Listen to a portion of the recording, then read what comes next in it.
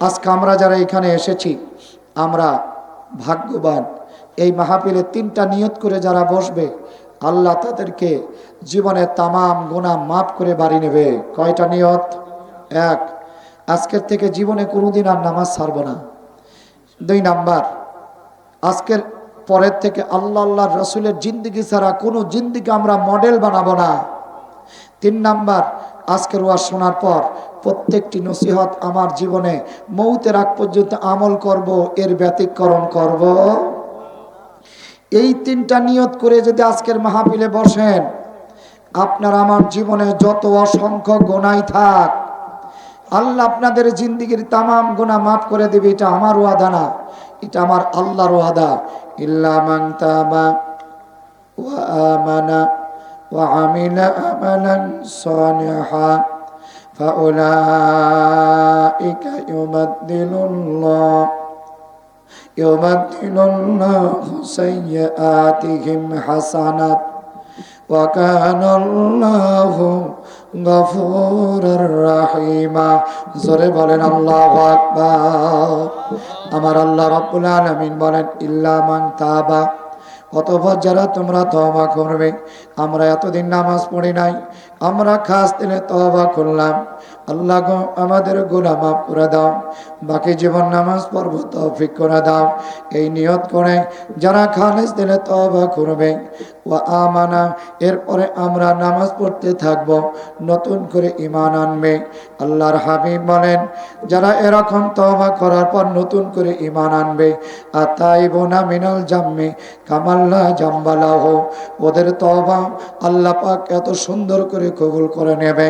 আল্লাহ পাক বলেন ওদেরকে তওবা কবুলের পর ওদের জীবনটা আমি আল্লাহ এত সুন্দর করে নতুন করে সাজিয়ে দেই যেন ওদের জীবনে কোনোদিন গুনাহ লাগে নাই। আরো জোরে বলেন মারহাবা, চিৎকার দিয়ে বলেন মারহাবা। আমার ভাইয়ারা, আমার বন্ধুরা, অত্যন্ত মহব্বত দিয়ে আলোচনাটা শুরু করলাম। আল্লাহ পাকের নবী বলেন সুতরাং যেই মানুষগুলো তওবা করার সময় আল্লাহকে সাক্ষী রাখলো, আল্লাহকে হাজির নাজির জানলো, আর জীবনটাকে আল্লাহর হস্তে নির্বাচন করলো, আল্লাহর জন্য নিবেদিত করার জন্য যারা আজকের পরের থেকে চিন্তা ফিকির করলো, আল্লাহ পাক বলেন ওদের জীবনের तमाम গুনাহকে পাহাড় পরিমাণ গুনাহ যদি হয়, জমিন থেকে আকাশ পর্যন্ত যদি গুনাহ হয়, সমুদ্রের ফেনার চাইতেও যদি গুনাহ হয়ে যায়, আমার আল্লাহ ওদের জীবনের तमाम গুনাহ এই মাহফিলের শেষে আমার আল্লাহ মাফ করে দেয়। আরো জোরে বলেন আল্লাহু আকবার, চিৎকার দিয়ে বলেন মারহাবা। জিকির করুন আল্লাহ আল্লাহ, জোরে একটু জবান খুলে পড়ুন আল্লাহ আল্লাহ আল্লাহ। এত আসতে হবে না, একটু জবান খুলে আল্লাহ আল্লাহ আল্লাহ। একটু জবানটা খুলুন বাবা, মহব্বতে। জীবনে কত নামই তো উচ্চারণ করলাম, একটু আমার আল্লাহর নামটা মহব্বতে উচ্চারণ করুন আল্লাহ আল্লাহ আল্লাহ আল্লাহ। আরো জোরে জবান খুলে আল্লাহ আল্লাহ আল্লাহ। আরো জোরে মহব্বতে পড়ুন আল্লাহ আল্লাহ আল্লাহ। আমার ভাইয়েরা, আমার বাবারা, কবর থেকে 4টা মানুষ আমাদের এখন ডাকছে। বাপ, আপনারা মাহফিলে আসবেন কি আসবেন না আমি জানি না। ও বাজান, কবরের মানুষ আমাদের 4টা শ্রেণীকে ডাকছে। তালহাকু ঘুমিন আবিন, কবরে যদি কারো সন্তান থাকে, কবর থেকে সন্তান ডাকছে। ও বাবা, ও আব্বা, যদি সন্তান হিসাবে আমাকে ভালোবাসেন, ওই মরহুম ডাক্তার আবু তালিব সাহেবের বাড়িতে ডুবরা দাদা হুজুর কেবলার প্রতিষ্ঠিত মাহফিলে যান, আমাদের জন্য একটু দোয়া করেন। আও উম্মিন, ও মা, তোমরা আর কোথাও যেও না, বাড়িতে কোনা ওই মাহফিলে যাও, আমাদের জন্য একটু দোয়া পাঠিয়ে দাও। আও অনাদিন, আব্বা আম্মা যারা কবরে সন্তানদেরকে ডাকছে, বাজান রে আর দেরি করিস না, ফেসবুক ইন্টারনেট আর তোমরা রাস্তার মনে মনে ঘোরো না, তোমরা পাবজি খেলো না, তোমরা গেম খেলো না, অনলাইনে জুয়া খেলো না, আর রাস্তার মনে মনে আজিজ বিড়ি নেবে সিগারেট আর তোমরা নেশা করো না। দোকানে জীবনে বহুত ঘুরেছ, আজকে শুক্রবারের রাত জুমার প্রস্তুতি নাও, আর আগামীকাল জুমার নামাজ পড়ে রমজানের প্রস্তুতি গ্রহণ করো, আর আমাদের জন্য দোয়া করার জন্য যাও। দেরি করো না রে বাবা, আজকে তোমাদের দেখে আমরা আব্বা আম্মা বড় আশা করে আছি, আমাদেরকে নিরাশা করো না, আমাদেরকে বঞ্চিত করো না। কবরের জীবনটা বড় কষ্টের জীবন।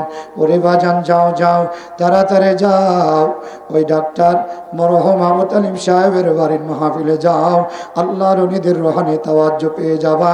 আর আমাদের জন্য দোয়া করলে আমাদের কাছ থেকে তোমরাও দোয়া পেয়ে যাবা।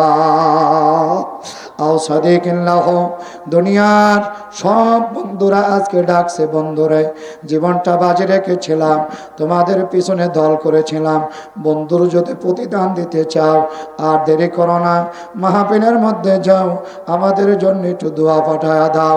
এই 4 শ্রেণীর মানুষের সাথে আমাদের উঠা বসা হয় বন্ধু, আর নয় মা বাপ, আর নয় সন্তান সন্ততি। এই 4টা শ্রেণীর মানুষ আমরা দুনিয়াতে চলাফেরা করি। যদি এ মাহফিলে এসে তাদের জন্য দোয়া করতে পারেন, আহাব্বা ইলাইহি মিনাদ দুনিয়া ওয়া মা ফিহা, নবী আমার বলেন এই দোয়াটুকু কবরে যখন পৌঁছে যায় তারা এত খুশি হয়ে যাবে, দুনিয়ায় বেঁচে থাকলে সারা দুনিয়ার মালিকানা তাদের আমলনামায় দিলেও যেই খুশি না হতো, রেজিস্ট্রি করে দিলে যেই পরিমাণ তারা আনন্দিত হতো, এই দোয়াটুকু 4টা কবরে যখন পৌঁছে যাবে তারা এর চাইতেও আনন্দিত হবে। আরো জোরে বলেন আল্লাহু আকবার। এরপরেও বাবার দরদি সন্তান কারা আছে আমি দেখতে চাই, বাবার অবাধ্য সন্তান কারা আছে তাও দেখতে চাই। আজকে বন্ধুর মহব্বতে কারা তারাও দেখতে চাই, যারা বন্ধুর মহব্বতে নাই তাদেরও দেখতে চাই। আজকে সন্তান হারানো মা বাবাকেও দেখতে চাই। এই 4টা শ্রেণী নিয়েই আমাদের উঠা বসা। সুতরাং আমি চাই অল্প সময়ের মধ্যে আজকের এই কোরআনের মাহফিলে আপনারা আসুন। 4টা শ্রেণীর কবরবাসী থেকে যারা আহ্বান করছে তাদের জন্য একটু দোয়া পাঠান, একটু জবান খুলে পড়ুন, সুবহানাল্লাহ আলহামদুলিল্লাহ। আরো জোরে সুবহানাল্লাহ,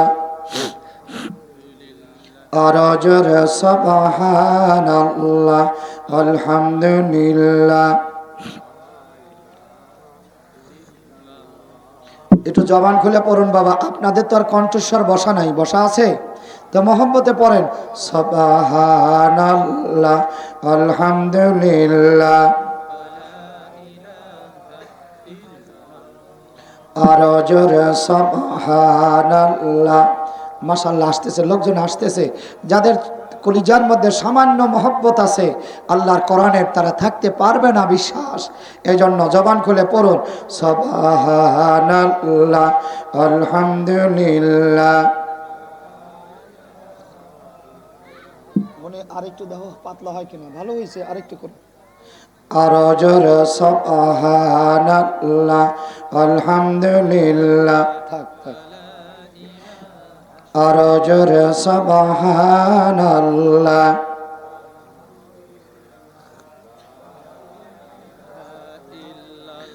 আরো জোরে সুবহানাল্লাহ আলহামদুলিল্লাহ লা ইলাহা।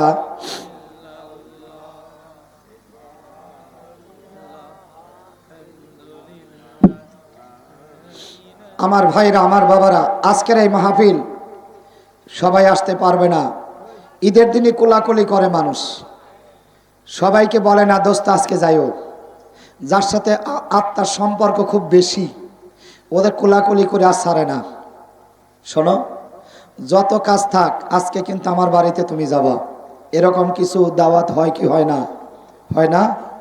আল্লাহ রাব্বুল আলামিন বলেন, যে এলাকার মধ্যে কোরআনের মাহফিল হয় ওই এলাকার মধ্যে আমি আল্লাহর রহমতের ফেরেশতা পাঠায়া দেই। যাদেরকে আমার আল্লাহর পছন্দ হয় আল্লাহ পাকের ফেরেশতারা জড়ায় বলে, আল্লাহর বান্দা বান্দিরা শোনো, ডুবরাত দাদা হুজুর কেবলার প্রতিষ্ঠিত মরহুম আলহাজ ডাক্তার আবু তালিব সাহেবের বাড়ি মাহফিল, বরকতের মাহফিল। তোমাদেরকে দাওয়াত দিলাম, তোমরা কিন্তু মিস করবা না। যারা রহমতের ফেরেশতাদের দাওয়াত পেয়েছে ওরা আজকে একজনও বাড়ি থাকতে পারবে না। এটা স্পেশাল দাওয়াত। আপনারা যারা এসেছেন সবাই দাওয়াত পায় নাই, যারা দাওয়াত পেয়েছেন তারা আসবে। জোরে কোন সুবহান। আমার ভাইয়েরা বন্ধুরা, আমার নবীজি ওয়াজ করলেন, আমার সাহাবীরা শোনো, আমি নবীজি আজকে তোমাদের কাছে একটা ওয়াজ করে দিয়ে যাই। জীবনে যতদিন বেঁচে থাকবা এই ওয়াজটা মওতের আগ পর্যন্ত ছাড়বা না।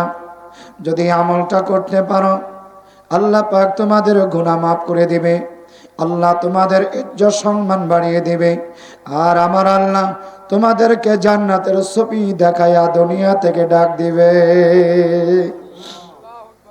এই তিনটা সংবাদ সাহাবায়ে কেরাম শোনার পর বললেন, ইয়া রাসূলুল্লাহ, ইয়া হাবিবাল্লাহ, তাড়াতাড়ি বলুন সেই আমলগুলো কি কি। নবীজি আমার বললেন, ইসবাগুল উজি আলাল মাকারিহি, তোমরা সব সময় অজু অবস্থায় থাকবা, ঢিলাকুলুক ব্যবহার করবা। পেশাব পায়খানা করার পর যে কোনো কারণে শরীরটা যদি নাপাক হয়ে যায় সঙ্গে সঙ্গে শরীরটা পাক করার জন্য যদি গোসল সম্ভব হয় গোসল, যদি গোসল ছাড়া অজুতে সম্ভব হয় অজু, অর্থাৎ 24 ঘন্টা তোমরা অজু অবস্থায় থাকবা। আমার ভাইয়েরা বন্ধুরা, কখন জানি মৃত্যু হয় আমাদের জানা নাই। যেহেতু হায়াত সীমিত, মৃত্যু হলো নির্ধারিত, রিজিক হলো বন্টনকৃত। যেই দিন আমার আর জমিনে এক লোকমা রিজিক থাকবে না ওই দিন আর আমি জমিনে থাকতে পারবো না। ও বাবা, সীমিত হায়াত যেদিন শেষ হয়ে যাবে ওই দিন আর আমার নেতাগিরি চলবে না। ওরে বাজান, জানি না কয় ঘন্টা কয় দিন আমার আপনার হায়াত আছে। আপনার আমার মৃত্যুর 40 দিন আগে আমার আপনার হায়াতের পাতাটা হলুদ বর্ণ হয়ে পড়ে যায়। ও বাবা, 40টা দিন পর্যন্ত মালাকুল মউত আজরাইল আপনার আমার কাছে আসে আর বলে, আল্লাহর বান্দা বান্দিনী, আর তোমার হায়াত আছে হলো 40 দিন। ওরে আল্লাহর বান্দা বান্দেরা, তোমার হায়াত আছে 38 দিন। ও যুবক যুবতী, এখনো ফ্রি ফায়ার টিকটক গুনার কাজ করতেছ, তোমার হায়াত আছে আর মাত্র 20 দিন। এভাবে ডাকতে থাকে। শেষের দিন বলে, আরে নাফরমান আল্লাহর বান্দা বান্দিরা, তোমার তো সকালবেলা মৃত্যু হবে, তুমি এখনো তওবা করতে পারো নাই, তোমার জন্য আল্লাহর জাহান্নাম। ওরে বাজান, জানি না আমাদের হায়াতের পাতা কার 39 দিন পড়ে আছে, কারো জন্য আগামীকাল সূর্য আর উঠবে না। ও বাজান, তাড়াতাড়ি আসো যদি আমার আল্লাহর কাছে তওবা করতে চাও। ইনশাআল্লাহ আজকের মাহফিলে এসে তওবা করার পর যদি আর একটা দিনও হায়াত না থাকে, আমার আল্লাহ পাক তোমাকে আজকের এই মাহফিলের খাতিরে আমার আল্লাহ তোমাকে জান্নাতি মানুষ বানায়া কবরে ডাক দেবে। ওরে আমার ভাইয়ারা বন্ধুরা, আমার নবীজি বললেন, জীবনে যতদিন বেঁচে থাকবা সব সময় অজু অবস্থায় থাকবা। 2 নাম্বার, ওয়া কাসরাতুল খুতা ইলাল মাসাজিদ, তোমরা বেশি বেশি করে আল্লাহর ঘরে যাতায়াত করবা। ও বাজার, জীবনে যতদিন হায়াত পাবেন আল্লাহর ঘরে যাতায়াত বাদ দিবেন না। আজান হলে দুনিয়ার কাজ চলবে না, ব্যবসা চলবে না, আর মাঠে কাজ চলবে না, আপনার গাড়ি চালানো চলবে না, অফিস চলবে না, কোনো প্রকারের দুনিয়ার কাজ চলবে না। আজান হওয়ার পর আগে আমার আল্লাহর সাথে দেখা করবেন, এরপরে আবার দুনিয়ার কাজ করবেন। জোরে কোন সুবহান। আপনাকে যে মসজিদে পড়ে থাকতে হবে আমার আল্লাহ তা বলেন নাই। ফাইদা কুদিয়াতিস সালাতু ফান্তাশিরু ফিল আরদ ওয়াবতাগু মিন ফাদলিল্লাহ ওয়াযকুরুল্লাহা কাসীরান লাআল্লাকুম তুফলিহুন। আমার আল্লাহ পাক বলেন, নামাজ যখন শেষ হয়ে যাবে ফান্তাশিরু ফিল আরদি, তোমরা জমিনের মধ্যে ছড়ায়ে পড়ো। যার কাজ রেখে আসছো কাজে যাও, যার দোকান বন্ধ করে আসছো দোকান খুলে বসো, যে গাড়ি দাঁড়া করে আসছো গাড়ি চালানো শুরু করো, যে অফিস বন্ধ করে আসছো অফিস চালু করো। ও বাবা, আমার আল্লাহ নির্দেশ দিলেন, নামাজের পর দুনিয়ার কাজকর্ম করতে থাকো। বোঝা গেল 5 ওয়াক্ত নামাজ ঠিক রেখে আমার আল্লাহ পাক জমিনে বান্দাকে যা কাজ করাবে, এই কাজটা যদি আল্লাহ রসুলের তরিকায় হয়, তাহলে 24 ঘন্টা একটা মানুষ ইবাদতের মধ্যে ডুবে থাকে।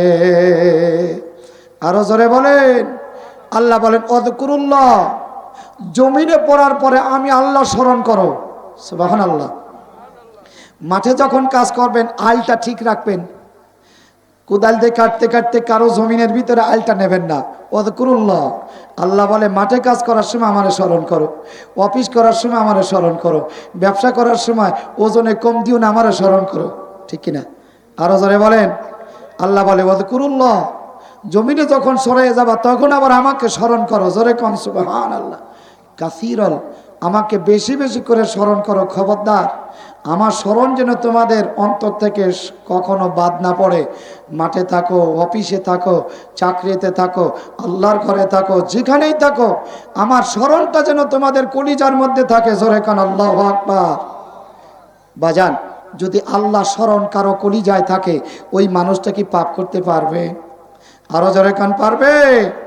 আমাদের অভ্যাস তো, আমরা বিক্রি করার সময় আমরা দেখবেন ভালো মালগুলো, পেঁচ ভালোগুলো উপরে দেই না, নিচে খারাপটা দেই। এরকম অভ্যাস আছে না আমাদের? আবার ব্যবসায়িকদের নিয়ম, ওজন যখন দিয়ে নেব তখন বেশি নেব, আর যখন দেব তখন কম দেব না। ওয়াইলুল লিল মুতাফফিফিন বলা হয়েছে। খবরদার, ওজনে কম দেওয়া যাবে না, আবার নেওয়ার সময় বেশিও নেওয়া যাবে না। ওজনে কম বেশি করা হুকুম কার? ওযকুরুল্লাহ। আল্লাহ বলেছেন সব জায়গায় আমার স্মরণ করো। জোরে কান। আল্লাহ পাক বলেন তাহলে নামাজ পড়ার পরে আল্লাহর ঘরে যাওয়ার জন্য আল্লাহর হাবিব বলেন ওয়া কাসরাতুল খুতা ইলাল মাসাজিদ, তোমরা বেশি বেশি করে আল্লাহর ঘরে যাবে। এই হাদিসের শানে উরুদের মধ্যে আসছে আল্লাহর ঘরে বেশি বেশি যাওয়ার অর্থ কি 5 বার ছাড়াও মনে হয়। হাদিস শরীফের ব্যাখ্যায় আসছে মানুষ শুধু 5 বার আল্লাহর ঘরে যাবে তা না। আপনি যখন সুযোগ পাবেন, বাড়িতে একটু ঝগড়া লেগে গেছে স্বামী স্ত্রীর, আপনার বিবি আপনাকে এমন একটা গালি দিয়েছে সহ্য করতে পারেন নাই, আপনি ওযু করে আল্লাহর ঘরে 2 রাকাত নামাজ পড়ে বলেন আল্লাহ আমার স্ত্রীকে হেদায়েত দাও আর আমার অন্তরে পেরেশানি দূর করো। আল্লাহ আমি যেন তোমার দ্বীনের উপরে থাকতে পারি। আমার আল্লাহর কাছে আপনার চাইতে দেরি হবে, আমার মাওলা আপনার ফলাফল দিতে দেরি করবে না। আরো জোরে বলেন। অন্যায়ভাবে আপনার উপরে কেউ জুলুম করেছে, আপনি ওযু করে, কারো কাছে নালিশ দেওয়ার দরকার নাই, আপনি ওযু করে মসজিদে যা 2 রাকাত সালাতুল হাজাত নামাজ পড়ে বলেন আল্লাহ আমার কেউ নাই, আল্লাহ তোমার ছাড়া আমার কেউ নাই নালিশ দিবার, আল্লাহ তোমার কাছে নালিশ দিলাম, আল্লাহ ওই মাজলুম হিসাবে আল্লাহ তোমার কাছে নালিশ দিলাম, তাকে তুমি হেদায়েত দাও, আর নইলে তোমার পক্ষ থেকে বিচার করো, আর আমার যে ব্যথা এই ব্যথাটা তুমি দূর করো। জোরে কোন সুবহান। আপনার চাইতে দেরি হবে, আমার মাওলার বাজেট পাস করতে দেরি হবে। এই জন্য 5 ওয়াক্ত ছাড়াও আপনারা এলোমেলো ঘোরাফেরা না করে, বাজারে চায়ের দোকানে না থেকে, চাষের আড্ডায় না থেকে, একটু সময় আছে, মাগরিবের 10 মিনিট সময় আছে, ওযু করে আল্লাহর ঘরে যা 2 রাকাত তাহিয়াতুল ওযু দুখুলুল মসজিদ নামাজ পড়ে তাসবিহ তেলাওয়াত করতে থাকেন। আল্লাহ আপনার জিন্দেগির গুনাহ মাফ করে দিবে, আল্লাহ আপনার মর্যাদা বাড়িয়ে দেবে। জোরে কান সুবহানাল্লাহ। এভাবে আপনারা বেশি বেশি করে আল্লাহর ঘরে যাবেন। ওমর রাদিয়াল্লাহু তাআলা আনহু বলেন আমার এলাকায় যখন কোনো মহামারী আসতো, গজব আসতো, আমার জনগণকে নিয়ে আল্লাহর ঘরে যেতাম। জোরে কান সুবহানাল্লাহ। আমার জনগণ নিয়ে আল্লাহর কাছে 2 রাকাত নামাজ পড়ে বলতাম ও আমার আল্লাহ, আমি ওমর ফারুক আমার জনগণের জন্য দোয়া করলাম, আমার দেশের গজব উঠায় আনাও, আমার জনগণের শান্তি দাও, আমার জনগণের রিজিকের ফয়সালা করে দাও। আল্লাহ পাকের কাছে ওমর রাদিয়াল্লাহু তাআলা আনহু যখনই কান্না করতেন, তিনি বলেন আমার কান্না করে আবেদন করতে দেরি হতো, আমার জনগণের জন্য আমার চাহিদা মোতাবেক আমার দোয়া বরাদ্দ করতে দেরি হতো না। সেই আল্লাহ আছে কি নাই? আরো জোরে কোন। তাহলে আজকের থেকে আমরা আল্লাহর ঘরে বেশি বেশি করে যাতায়াত করব। 3 নাম্বার ওয়া ইনতাযারুস সালাতি বা'দাস সালাহ, নবী আমার বলেন এক নামাজ আদায় করে পরবর্তী নামাজের ইন্তজার করবে, অপেক্ষা করবে। ঈশার নামাজের পর আপনি ঘুমানোর সময় প্রত্যেক দিন নিজেকে নিয়ে সমালোচনা করবেন, আপনি নিজে হিসাব মিলাবেন, আমার আজকে কাজের পরিমাণ অর্থাৎ পাপের পরিমাণ বেশি না গুনাহের পরিমাণ বেশি। ও বাজান, সকাল থেকে রাত পর্যন্ত আপনি একটা সেকেন্ড চক্ষু বন্ধ করলেই আয়নার মতো আপনার কাছে দিনের হিসাব পাওয়া যাবে। পাওয়া যাবে কি যাবে না? আরো জোরে কান, পাওয়া যাবে কি যাবে না? যদি দেখেন গুনার ভাগ বেশি, তওবা করেন, আল্লাহ আগামীকাল যেন আমার গুনার পরিমাণ বেশি না হয়। প্রত্যেক দিন আল্লাহর হাবিব বলেছেন, তোমরা ঘুমানোর আগে তোমাকে নিয়ে সমালোচনা করো, তোমাকে নিয়ে তুমি গবেষণা করো, আজকে আমার গুনার পরিমাণ বেশি না পাপের পরিমাণ বেশি। প্রত্যেক দিন যদি আমরা এভাবে গবেষণা করি, তাহলে দেখবেন আপনার জীবনে কোনোদিন গুনার ভাগ আর বেশি থাকতে পারবে না। আমার ভাইয়ারা বন্ধনা, শুধু তাই না, আপনি আল্লাহর কাছে বলছেন, আয় আল্লাহ এশার নামাজ কবুল করে নাও, লম্বা রাত যদি আমাকে হায়াত দাও আল্লাহ, আমি যেন ফজরের নামাজ আদায় করতে পারি। ফজর পড়ে বলবেন, আল্লাহ ফজরের নামাজ আদায় করেছি, আমার জন্য কবুল করে নাও। এরপরে জহর পর্যন্ত যদি আমি থাকি, আল্লাহ জহরের নামাজ আদায় করায় দিও। আসর থেকে মাগরিব, মাগরিব থেকে এশা, এশা থেকে ফজর, এভাবে 5 ওয়াক্ত নামাজ আপনি যখন আদায় করবেন, পরবর্তী নামাজের ইন্তজার করবেন। ফাযালিকুমুর রিবাত, নবী আমার বলেন, এইটা হচ্ছে তোমার 3টা কাজ। ওযু অবস্থায় থাকা, আল্লাহর ঘরে বেশি বেশি করে যাতায়াত, আর প্রতি নামাজ পড়ে পরবর্তী নামাজের ইন্তজার। এই 3টা কাজ হচ্ছে তোমাকে ঈমান নিয়ে কবরে যাওয়ার প্রস্তুতি। এই 3টা কাজ হচ্ছে হাসরের মাঠে আমলনামা ডান হাতে পাওয়ার প্রস্তুতি। হাসরের ময়দানে 50,000 বছর লম্বা দিন 2 রাকাত নামাজ পড়ার মতো সময় হবার প্রস্তুতি। আমার নবীজির সাথে আল্লাহর জান্নাতে যাবার প্রস্তুতি। ও বাজান, আজকে ওয়াজ শোনার পর নারী পুরুষ এবং আমার বৃদ্ধ বনিতা, আমার যুবক যুবতীরা আর বেশি বেশি করে আল্লাহর ঘরে যাতায়াত।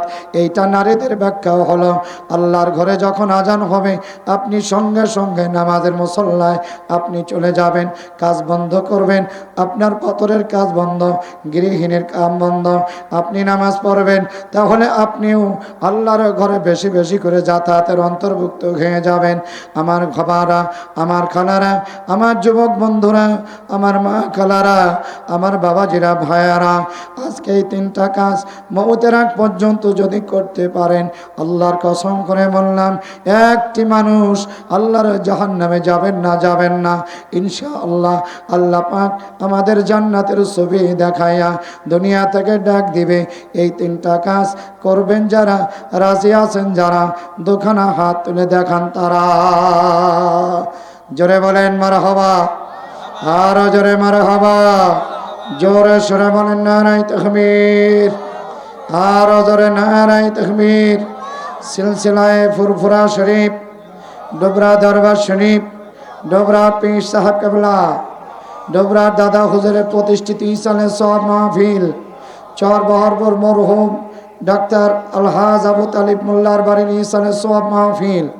আজকের মাহফিলের আয়োজক বৃন্দ, জোরে সরে বলেন নারায়ে তাকবীর, হামদান কাসীরান তাইয়্যিবান মুবারাকান ফিহে। প্রিয় বন্ধুরা, এই 3টা কাজ আজকের থেকে আমল করার পাক্কা নিয়ত আমাদের আছে তো ইনশাআল্লাহ। রমজান মাস, রমজান মাসে সুস্থ মুসলমান হালাল খাবার খাওয়াও তাদের জন্য হারাম। খুব ভালো করে বুঝবেন, রমজান মাসের জন্য সুস্থ মুসলমান নরনারীর জন্য হালাল খাবার খাওয়াও হারাম। এটা আমার কথা না, আজকে হাদিস পড়েছি, ব্যাখ্যা দিয়ে যাই, এরপরে সূরা বুরুজের তাফসীরে আমি ঢুকে যাব ইনশাআল্লাহ। কষ্ট হচ্ছে আপনাদের? আমার নবী বলেন, ইন্নাল্লাহা ফারাদা আলাইকুম সিয়ামে রমাদান, নিশ্চয় আল্লাহ তাআলা রমজানের রোজা ফরজ করেছেন। ওয়া সানানতু লাকুম কিয়ামা, এবং তারাবির নামাজ পড়া সুন্নতে মুআক্কাদা করেছেন। নবী আমার বলেন, যারা তারাবির নামাজের একটা সেজদা আদায় করে, আল্লাহ পাক ওদের আমলনামায় ১৫০০ সওয়াব দান করে। একটু জোরে বলা যাবে না? তাহলে এক এক রাকাতে ৩০,০০০ করে নেকি তারাবির নামাজে আল্লাহ দান করে। জোরে কম। আপনার 11 মাসের ঘাটতি পূরণ, রমজান মাস, জোরে কন সুবহানাল্লাহ। এই যে শনিবারে তারাবির নামাজ সম্ভবত শুরু হবে, কারণ রজব মাস 30-এ হয়েছে, এ মাস 29-এ, রমজান আবার 30-এ হওয়ার সম্ভাবনা আছে, জোরে কন সুবহানাল্লাহ। আমার ভাইয়ারা বন্দনা, তারাবির নামাজ পড়া সুন্নাতে মুআক্কাদা হয়েছে। ও বাবা, নবী আমার বলেন, মান সামা রমাদানা ঈমানান ওয়া ইহতিসাবা, যারা সওয়াবের আশায় আল্লাহর সন্তুষ্টির জন্য, দুইটা শব্দ, সওয়াবের আশা আল্লাহর সন্তুষ্টির জন্য। রোজা আছি কিন্তু তাস খেলা দেখতেছি, হলো না। খুব ভালো করে বসবেন, বেশি লম্বা ওয়াজ শোনা দরকার নাই। রোজা আছেন কিন্তু অনলাইনে আপনি জুয়া খেলতেছেন, চলবে না। কথা কি বুঝতেছেন? রোজা আছেন, এই দুঃখ চোখ গুল্লা গুল্লা আপনি টিভি দেখতেছেন, হবে না। কথা কি বুঝতেছেন? দুইটা শব্দ উচ্চারণ হয়েছে, আল্লাহর সন্তুষ্টির জন্য এবং সওয়াবের আশা। যারা রমজানের রোজা রাখবে, জোরে কান সুবহানাল্লাহ। আল্লাহর হাবিব বলেন, যারা সওয়াবের আশায় আল্লাহর সন্তুষ্টির আশায় যারা রমজানের রোজা রাখবে, তারাবির নামাজ আদায় করবে, সাহারি খাবে, ইফতারি করবে, সদকায়ে ফিতর আদায় করবে, যাকাত দেবে, দান করবে, আল্লাহর হাবিব বলেন, খরাজা মিন দুনুবিহি কায়ামিন ওয়ালাদাতু উম্মুহু, রমজানের শেষের দিন আল্লাহ পাক ওদের জীবন থেকে গুনাহগুলো খরাজা বের করে দেবে, এমন করে যেমন একটা নবজাতক শিশু জন্ম হলে তার যেমন গুনাহ থাকে না, একজন রোজাদার রমজানের শেষের দিন আমার আল্লাহ তার কোনো গুনাহ রাখবে না। আরো জোরে বলেন। রমজান মাসে যারা সুস্থ থাকার জন্য খানা খাবে দিনের বেলায়, আল্লাহ ওদের শরীরের প্রত্যেকটি অঙ্গ নষ্ট করে দেবে। এটা আমার কথা না, বিজ্ঞান বলেছে।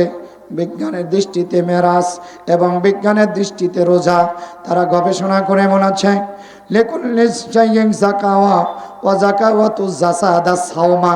প্রত্যেক জিনিসের যেমন জাকাত আছে, অনুরূপভাবে আপনার আমার শরীরে জাকাত হলো রমজানের রোজা। আরো জোরে বলে, জাকাতের একটা শব্দ হলো পবিত্র, অর্থাৎ আপনার আমার জীবন পবিত্র হওয়ার মহা ঔষধ হলো রমজানের রোজা রাখা।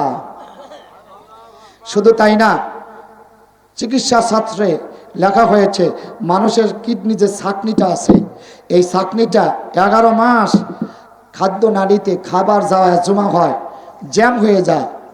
রমজান মাসে দিনের বেলায় না খাওয়ার কারণে আল্লাহ কিডনির ছাকনিটাকে আল্লাহ পরিষ্কার করে দেয়, ড্রাই ক্লিনার করে দেয়। আমার আল্লাহ তার কিডনির লংজিটিভি আয়ু বাড়ায়া দেয়। তাহলে রমজানের রোজা এটা শুধু আল্লাহর বিধানই না, আপনার সুস্থ থাকারও মহা ঔষধ। আর জোরে বলেন। যারা গ্যাস্ট্রিকের রোগী, যারা ডায়াবেটিক্সের রোগী, আল্লাহর কাছে সাহায্য চেয়ে আপনারা রোজা থাকবেন। আপনি রমজানের পর ডায়াবেটিক্স মাপাবেন, আজকের মাপানের পর যদি কম না হয়, ওই দিন মাওলানা আবুল কাসেমের ফোন করে বলবেন তোমার ওয়াজ মিথ্যা। যাদের গ্যাস্ট্রিক আলসার, দৈনিক যাদের 3 বেলা বড়ি খাওয়া লাগে, আপনারা সত্যিকার আল্লাহর সাহায্য চেয়ে রোজা থাকবেন, আপনি দেখবেন রমজান মাসে আপনার বড়ি খাওয়া লাগতেছে না। জোরে কর। এই নিয়ামতের রোজা, তারাবির নামাজ, কোরআন খতম করার জন্য আপনাদের দাওয়াত দিয়ে আমি এখন আলোচনায় ঢুকে যাচ্ছি। বাবা, এই রমজানের রোজা রাখার জন্য, তারাবি পড়ার জন্য, কোরআন খতম করার জন্য নিয়ত করেছেন যারা, দুখানা হাত তুলে দেখান তারা। আল্লাহ তুমি আমাদের কবুল করে নাও, জোরে খান আমিন। মনে মনে চিন্তা করলেন, হুজুর যারা আমরা কোরআন পড়তে পারি না, আপনারা যারা নামাজ পড়েন সূরা ইখলাস জানেন, কুল ফাল্লাহু আহাদ জানেন তো?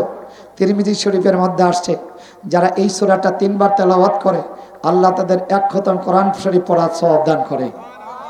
আর রমজান মাসে যারা এই সূরা 3 বার তেলাওয়াত করবে, আল্লাহ ওদেরকে 70 খতম কোরআন শরীফ পড়ার সওয়াব। কারণ এ মাসে আমার আল্লাহ জবান খুলে পড়ুন বাবা, আল্লাহ আল্লাহ।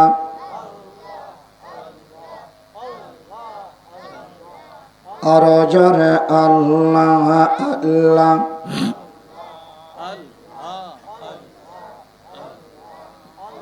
মোহাম্মদ আল্লাহ আল্লাহ।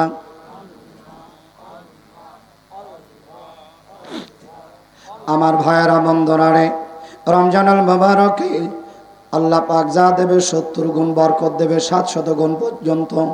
সুতরাং এই মাসে একটা ফরজ আদায় করলে আল্লাহ পাক 70টা ফরজের সওয়াব দান করবে।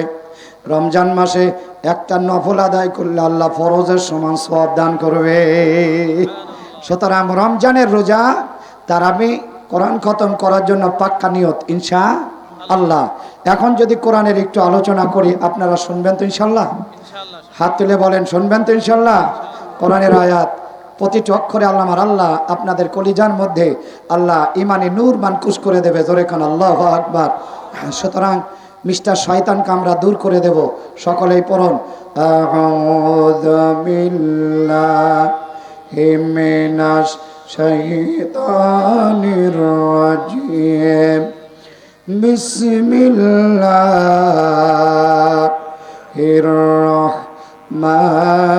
রাহমানির রাহিম, ওয়াস-সামা'i যাতিল বুরুজ, ওয়াল ইয়াউমিল মাউ'উদ, ওয়া শাহিদিন ওয়া মাশহুদ, কুতিলা আসহাবুল উখদুদ। সকলে বলেন মারহাবা, আরো জোরে মারহাবা। এইবার কিন্তু আপনারা সরাসরি কোরআনের ছাত্র হয়েছেন। জীবনে যদি মক্তবে নাও যান, আজকে কিন্তু এটা মক্তব হয়ে গেছে। জোরে কান সুবহানাল্লাহ। পবিত্র কোরআনুল কারিমে 114টি সূরার মধ্যে 85 নম্বর সূরা সূরাতুল বুরুজ, এই সূরাটি মক্কায় নাজিল হয়েছিল। এই সূরাটির আয়াত সংখ্যা 22, রুকুর সংখ্যা 1। এই সূরাটিকে আমার আল্লাহ শপথ করেছেন, অর্থাৎ আমার আল্লাহ কোরআনুল কারিমের মধ্যে কোথায় সময়ের কসম করেছেন, আল্লাহ কোথায় দিনের কসম করেছেন, কোথায় রাতের কসম করেছেন। আমার আল্লাহ আজকে এই সূরার মধ্যে আল্লাহ কয়েকটা শপথ করেছেন। একটা শপথ করেছেন আসমানের শপথ, যেই আসমানে বড় বড় নক্ষত্র আছে। আল্লাহ কিয়ামতের শপথ করেছেন। আল্লাহ জুমার দিনের কসম করেছেন। আল্লাহ আরাফাত দিনের কসম করেছেন। জোরে কান সুবহানাল্লাহ। আপনারা একটু আগায় আসুন, গায়ে লেগে বসলে ওয়াজের তাসির হবে বেশি। একটু আপনারা আগায় আসেন। মাশাআল্লাহ, আমি যখন আলোচনা শুরু করেছিলাম তখন কিন্তু আলোচনা করার মতো পরিবেশ নাই। বাংলাদেশে অনেক বক্তাই আছে, শ্রোতা না দেখলে ওয়াজ করতে চায় না। আর আমার কথা তা না, খালি মাইক থাকবেই আর আমার একখান বসার চেয়ার দেখবে, এতেই ওয়াজ হবে। ঠিক কিনা কন? শ্রোতা দিয়ে আমি কি করবো? কি কিনা কন? ওয়াজ শোনার পর শ্রোতা আসে, এইটাই ক্যাডিট। কিন্তু ক্যাডিট এইটা না যে আমি অনেক শ্রোতার সামনে করে ওয়াজ করবো, এইটা ক্যাডিট না। ঠিক কিনা বলেন? এখন কোরআনের আলোচনা। আল্লাহ রাব্বুল আলামিন বলেন, ওয়াস-সামা'i যাতিল বুরুজ, বড় বড় নক্ষত্র বিশিষ্ট আকাশের শপথ, আসমানের শপথ। আল্লাহ পাক এই শপথ করে তার ক্ষমতা বোঝাচ্ছেন। ও বাবা, আসমানে বড় বড় নক্ষত্র কিভাবে আছে আমাদের জানা দরকার। আপনারা শুনে আশ্চর্য হয়ে যাবেন। আমার আল্লাহ মহাশূন্য মহাজগৎ আল্লাহ সৃষ্টি করেছেন। এটার মধ্যে 12,500 গ্যালাক্সি লেগেছে। জোরে কান আল্লাহু আকবার। এক একটা গ্যালাক্সি সমান সমান এক একটা ছায়াপথ। ও বাবা, এক একটা গ্যালাক্সি বা ছায়াপথ কত বড়! পৃথিবীর বিজ্ঞানীরা বলেন 30,000 কোটি নক্ষত্র যত বড়, এক একটা গ্যালাক্সি বা ছায়াপথ তত বড়। এক একটা নক্ষত্র কত বড়, যেটা আকাশে তারকা দেখি বাবা। পৃথিবীর বিজ্ঞানীরা বলেন 20,000 কোটি সূর্য একত্রে যত বড়, এক একটা তারকা তার চাইতেও বড়। ওরে বাজান, এখন সূর্য কত বড়? 13 লক্ষ গুণ পৃথিবী যত বড়, এক একটা সূর্য তত বড়। ও বাবা, আকাশে প্লেনটা ওরে, এই প্লেনটা দেখা যায় পাখির মতো বাবা। কিন্তু এর মধ্যে আমি প্রথমবার যখন হজে গেলাম, ওই প্লেনে যাত্রী ছিল 780 জন। সুবহানাল্লাহ কোন? এটা বাসে আটে হলো 50 জন, ঠিক কিনা? আর 780 জন। এরপরে আবার হাজী সাহেব তো মক্কা মদিনা গিয়েছেন, যারা গেছেন, আমার রম্মন এবার গিয়েছে। এরকম 3টা রোড, মাঝখানে ক্যান্টিন, বাথরুম। এরপরে আবার আপনাদের সামনে, প্রত্যেকের সামনে মনিটর, অর্থাৎ এত বড় ক্যাপাসিটি সিট, এবং পিছনে মন টন টন মালামাল। এইটা নিয়ে আকাশে ওরে, জোরে কম, আরো জোরে কম। যে আল্লাহ এই প্লেন বানানোর বুদ্ধি দিল, সে মনে করে আমি বিশাল জ্ঞানী। আল্লাহ বলেন ওমা উতিতুম মিনাল ইলমি ইল্লা কলিলা। ওরে দুনিয়ার মানুষ, যেই জ্ঞানটা দিয়ে তুমি প্লেন আবিষ্কার করো, রাডার আবিষ্কার করো, তুমি কম্পিউটার আবিষ্কার করো, আসলে তুমি মনে করো আমি জ্ঞানী। আমি আল্লাহ আমার জ্ঞানটাকে 2 ভাগ করেছি। 99 ভাগ জ্ঞান আমি মাওলার কাছে, আর 1টা ভাগ জ্ঞান আমি সমস্ত মাখলুকের মধ্যে ভাগ করে দিয়েছি। ওমা উতিতুম মিনাল ইলমি ইল্লা কলিলা। তোমার যে জ্ঞানটা দিলাম, এই জ্ঞানটা হলো অতি নগণ্য, খুবই নগণ্য, তার চোটেই অস্থির, ঠিক কিনা? আমার ভাইয়ারা, বন্ধুরা, আমার বন্ধুরা রে, আমার বাবাজিরা, মা খালারা, ভালো করে শোনো। আমার আল্লাহ পাক বলেন আমাকে তোমরা গোলামি করো না, আমার নামাজ পড়ো না, আমার ইবাদত করো না। আমি আল্লাহর কত বড় ক্ষমতা, এত বড় বড় বড় আকাশে আমি আল্লাহ নক্ষত্র সেট করে রাখছি। আমি আল্লাহ যদি তোমাদের উপরে বেজার হয়ে যায়, একটা নক্ষত্র তোমার মাথার উপরে পড়লে তুমি বাঁচবা না, ঠিক? একটা সূর্য যদি পড়ে যায় বাঁচবা না। একটা আমার আল্লাহর পক্ষ থেকে যদি একটা পাহাড় তোমাদের উপরে পড়ে যায় বাঁচবা না। আমি আল্লাহ ধরি না, ইন্না বাতশা রাব্বিকা লাশাদীদ। আমি আল্লাহ ধরি না, কিন্তু আমার ধরাটা বড় শক্ত। আমি যদি বেজার হয়ে যাই, ওরে মেলায় যারা ঘুরলে, দোকানে যারা এখন আড্ডা দিচ্ছ, আল্লাহর কোরআনের বেইজ্জতি করে, আমার আল্লাহ পাক যদি ওখানে একটা পাহাড় ধসাইয়া দেয়, আমরা সব ভাজনা বাটা হয়ে যাব, ঠিক না? আরো জোরে বলেন, উড়িয়া মা কোয়ার সময় নাই, ঠিক কিনা? আমার আল্লাহ পাক বলেন আমার এত বড় ক্ষমতা আছে, এই জন্যে আমি বড় বড় নক্ষত্র বিশিষ্ট আসমানের শপথ করলাম। 2 নাম্বার, আমার আল্লাহ পাক বলেন ওয়ালিয়াউমিল মাউদ। আল্লাহ পাক বলেন প্রতিশ্রুতি, কিয়ামতের শপথ। কিয়ামত যে হবে, এইটার আল্লাহ শপথ নিচ্ছেন সূরা বুরুজে, জোরে কোন সুবহানাল্লাহ। কারণ কি? আমার আল্লাহ জানাচ্ছেন ইয়াউমা হুম বারিজুন, ওই দিন, যেই দিন কিয়ামতের ময়দানে পৃথিবীর সব মানুষগুলোকে আমি আল্লাহ একত্রিত করব। আকাশে যখন ঘুড়ি ওড়ে, ঘুড়িটা নিজের আনন্দে উঠতে থাকে। মালিক যখন লাঠিমের সুতা গুছায়, ঘুড়িটা যখন মালিকের হাতে ধরা দেয়, ঘুড়ি তখন কান্না করে আর বলে যদি বুঝতাম সন্ধ্যা হলেই মালিকের হাতে ধরা দেওয়া লাগবে, তাহলে নিজের ইচ্ছায় আমি কখনো আকাশে আনন্দ করতাম না। কারণ আমার স্বাধীনতা বলতে কিছু নাই, মালিক আমারে ধরে বসে। আমার মাওলা কিয়ামতের ময়দানে সুতাটা গুছাবে, আমার আল্লাহ আপনার আমাকে কিয়ামতে একত্রিত করবে। ও বাজান, ওই দিন আর আমি ঘরে থাকতে পারবো না, মেলায় থাকতে পারবো না, আড্ডা দিতে পারবো না, নিজের মতো কিছুই করতে পারবো না। আমার মাওলা সুতার লাঠিমে সুতা গুছাইয়া আমাদের সবাইকে এক জায়গা করে দেবে। ওরে বাজান, আজকে যারা মাহফিল শুনবেন, যারা মাহফিল শুনবে না, ডোবরার পীর সাহেবের মোনাজাতের আগে যারা মাহফিলে আসে নাই, ওরাও তাবারুক নেওয়ার জন্য লাইনে বসবে কি বসবে না? বসবে তো।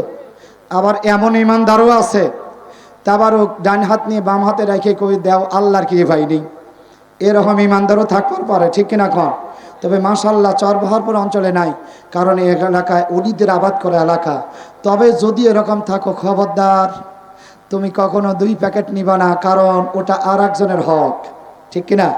আরো জোরে বলেন। তবে তাবারুক বিতরণের সময় কর্তৃপক্ষ বলবে না তুমি জলসা শোনো নাই, তোমার তাবারুক দেব না। ওয়াজ না শোনেও জলসা শোনাওয়ালাদের কাতারে বসে ভাজায়া তাবারুক নেওয়া যাবে, কিন্তু আল্লাহর দরবারে যারা নামাজ পড়েছে আর পড়ে নাই, ওয়াজ শুনেছে আর শোনে নাই, ওরা এক কাতারে থাকতে পারবে। এটা আমার কথা না, আল্লাহর ওয়াদা। ওয়ামতাজুল ইয়াওমা আইয়ুহাল মুজরিমুন। আমার আল্লাহ রাব্বুল আলামিন বলেন ও পাপীরা, ও গুনাহগার, ও তোমরা আমি আল্লাহর হুকুম থেকে দূরে ছিলে, আমি আল্লাহর নবীর আদর্শ থেকে যারা তোমরা দূরে ছিলে, মাহফিল থেকে যারা মেলায় ছিলে, আজান হলে মসজিদ থেকে যারা সিডির দোকানে টিভির দোকানে ছিলে, ওয়ামতাজুল ইয়াওমা আইয়ুহাল মুজরিমুন, এরকম যত পাপী দুনিয়ায় ছিলে নেককারদের থেকে আলাদা হয়ে যাও। ওই দিন কলার চারি দিয়ে বলা যাবে না আমি সেনা প্রধানের আত্মীয়, আমি বৈষম্য আন্দোলনকারীদের ছোট ভাই, আমি ডক্টর ইউনূসের খালাতো ভাই, বলা যাবে? আরো জোরে কোন বলা যাবে? মুখখানা বেজার হয়ে যাবে, আপনি আলাদা হয়ে যাবেন। দেখা যাবে স্ত্রী আলাদা, স্বামী আলাদা হয়ে গেছে, বাবা আলাদা, সন্তান আলাদা, বড় ভাই আলাদা, ছোট ভাই আলাদা। এই জন্যই বাবা কিয়ামতের ময়দানে সমস্ত মানুষকে একত্রিত করবেন আমার আল্লাহ। ওই দিন ঘোষণা হবে, আল্লাহ পাক বলেন ওই দিন, যেই দিনের মধ্যে আল্লাহ পাক বলেন ইয়াউমা হুম বারিজুন লা ইয়াকফা আলাল্লাহি মিনহুম শাইউন। ওই দিন আমার আল্লাহ দরবারে বান্দার দুনিয়ার কোনো কিছুই গোপন থাকবে না। আপনি যেটা রাতের অন্ধকারে করেছেন সেটাও আয়নার মতো দেখা যাবে, যেটা দিবালোকে করেছেন সেটাও দেখা যাবে, যেটা গভীর রাত্রে করেছেন সেটাও দেখা যাবে, যেটা কেউ দেখে নাই সেটাও দেখা যাবে, যেটা আপনার স্ত্রী জানে সেটাও দেখা যাবে, যেটা আপনার স্ত্রী জানে না সেটাও দেখা যাবে, যেটা আপনার স্বামী জানে সেটাও দেখা যাবে, যেটা স্বামী জানে না সেটাও দেখা যাবে। এক কথায় আপনার কৃতকর্মের সব রিপোর্ট আয়নার মতো ওই দিন অডিও ভিডিও করে দেখানো হবে। জোরে জোরে বলেন সুবহানাল্লাহ। কোন হাত দিয়ে অন্যায় করেছেন হাত দেখা যাবে। আজকে ছেলে বড় হওয়ার পর বাবা মার বিয়ের অনুষ্ঠান ভিডিও দেখাচ্ছে, ছেলে বলতেছে তোমরা এই বিবাহের সময় যে আনন্দ উল্লাস করেছো এটা তো আমি ছেলে হিসেবে মনে করি এইটা তোমাদের অনুষ্ঠানের মধ্যে অনেক কিছু অশ্লীল কাজ হয়েছে। ছেলে মন্তব্য করতেছে বাবা আপনার আমার অডিও ভিডিও আমার আল্লাহ যখন দেখাবে তখন আপনি নিজেকে ধিক্কার দিবেন, এইটা কাজ করলাম কেমনে, এটা কেমন বিবেক ছিল আমার দুনিয়া, আফসোস হবে। ওই সময় আল্লাহর পক্ষ থেকে প্রতিশ্রুত কিয়ামতে আল্লাহ ঘোষণা দিবেন লিমানিল মুলকুল ইয়াউম। ওরে আল্লাহর বান্দা বান্দিরা বলো আজকের রাজত্ব কার?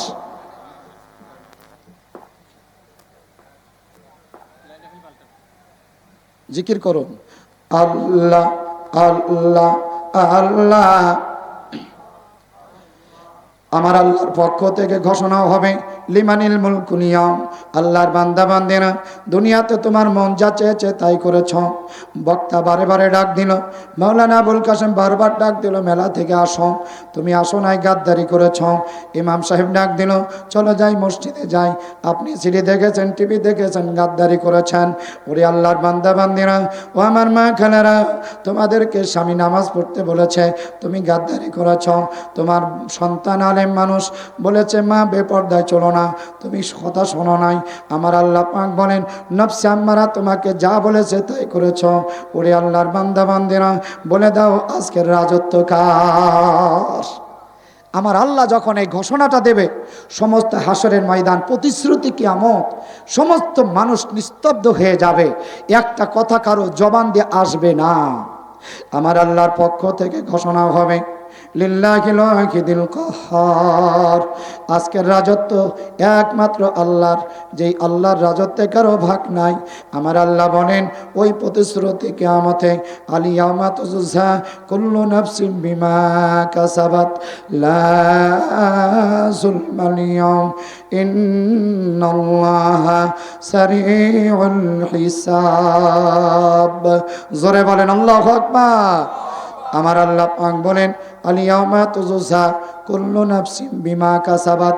আজকের দিন আমি আল্লাহ পাক তোমাদের পুরস্কার দেব। ক্রিয়া অনুষ্ঠানে অংশগ্রহণ করে 100 ছেলে মেয়ে, পুরস্কার পায় 3 জন, ঠিক কিনা কর? কিন্তু যারা পুরস্কার পায় ওদের আনন্দ, আর যারা পায় নাই ওদের তিরস্কার। আল্লাহ পাক বলেন আমি আজকে পুরস্কার দেব বিমা কাসাবাত, যা তোমরা কামাই করে এসেছ। আজকে যারা মেলা, আজকে যারা দোকানে, আজকে যারা তোমরা আড্ডায়, আজকে যারা অনলাইনে জুয়া খেলায়, আজকে যারা মহিলারা কিরণমালা, স্টার জালসা, জি বাংলা, নাগিন 1 নাগিন 2 সহ ভারতীয় চ্যানেলের ভিতরে তোমরা দায়ুস হয়ে যাচ্ছ।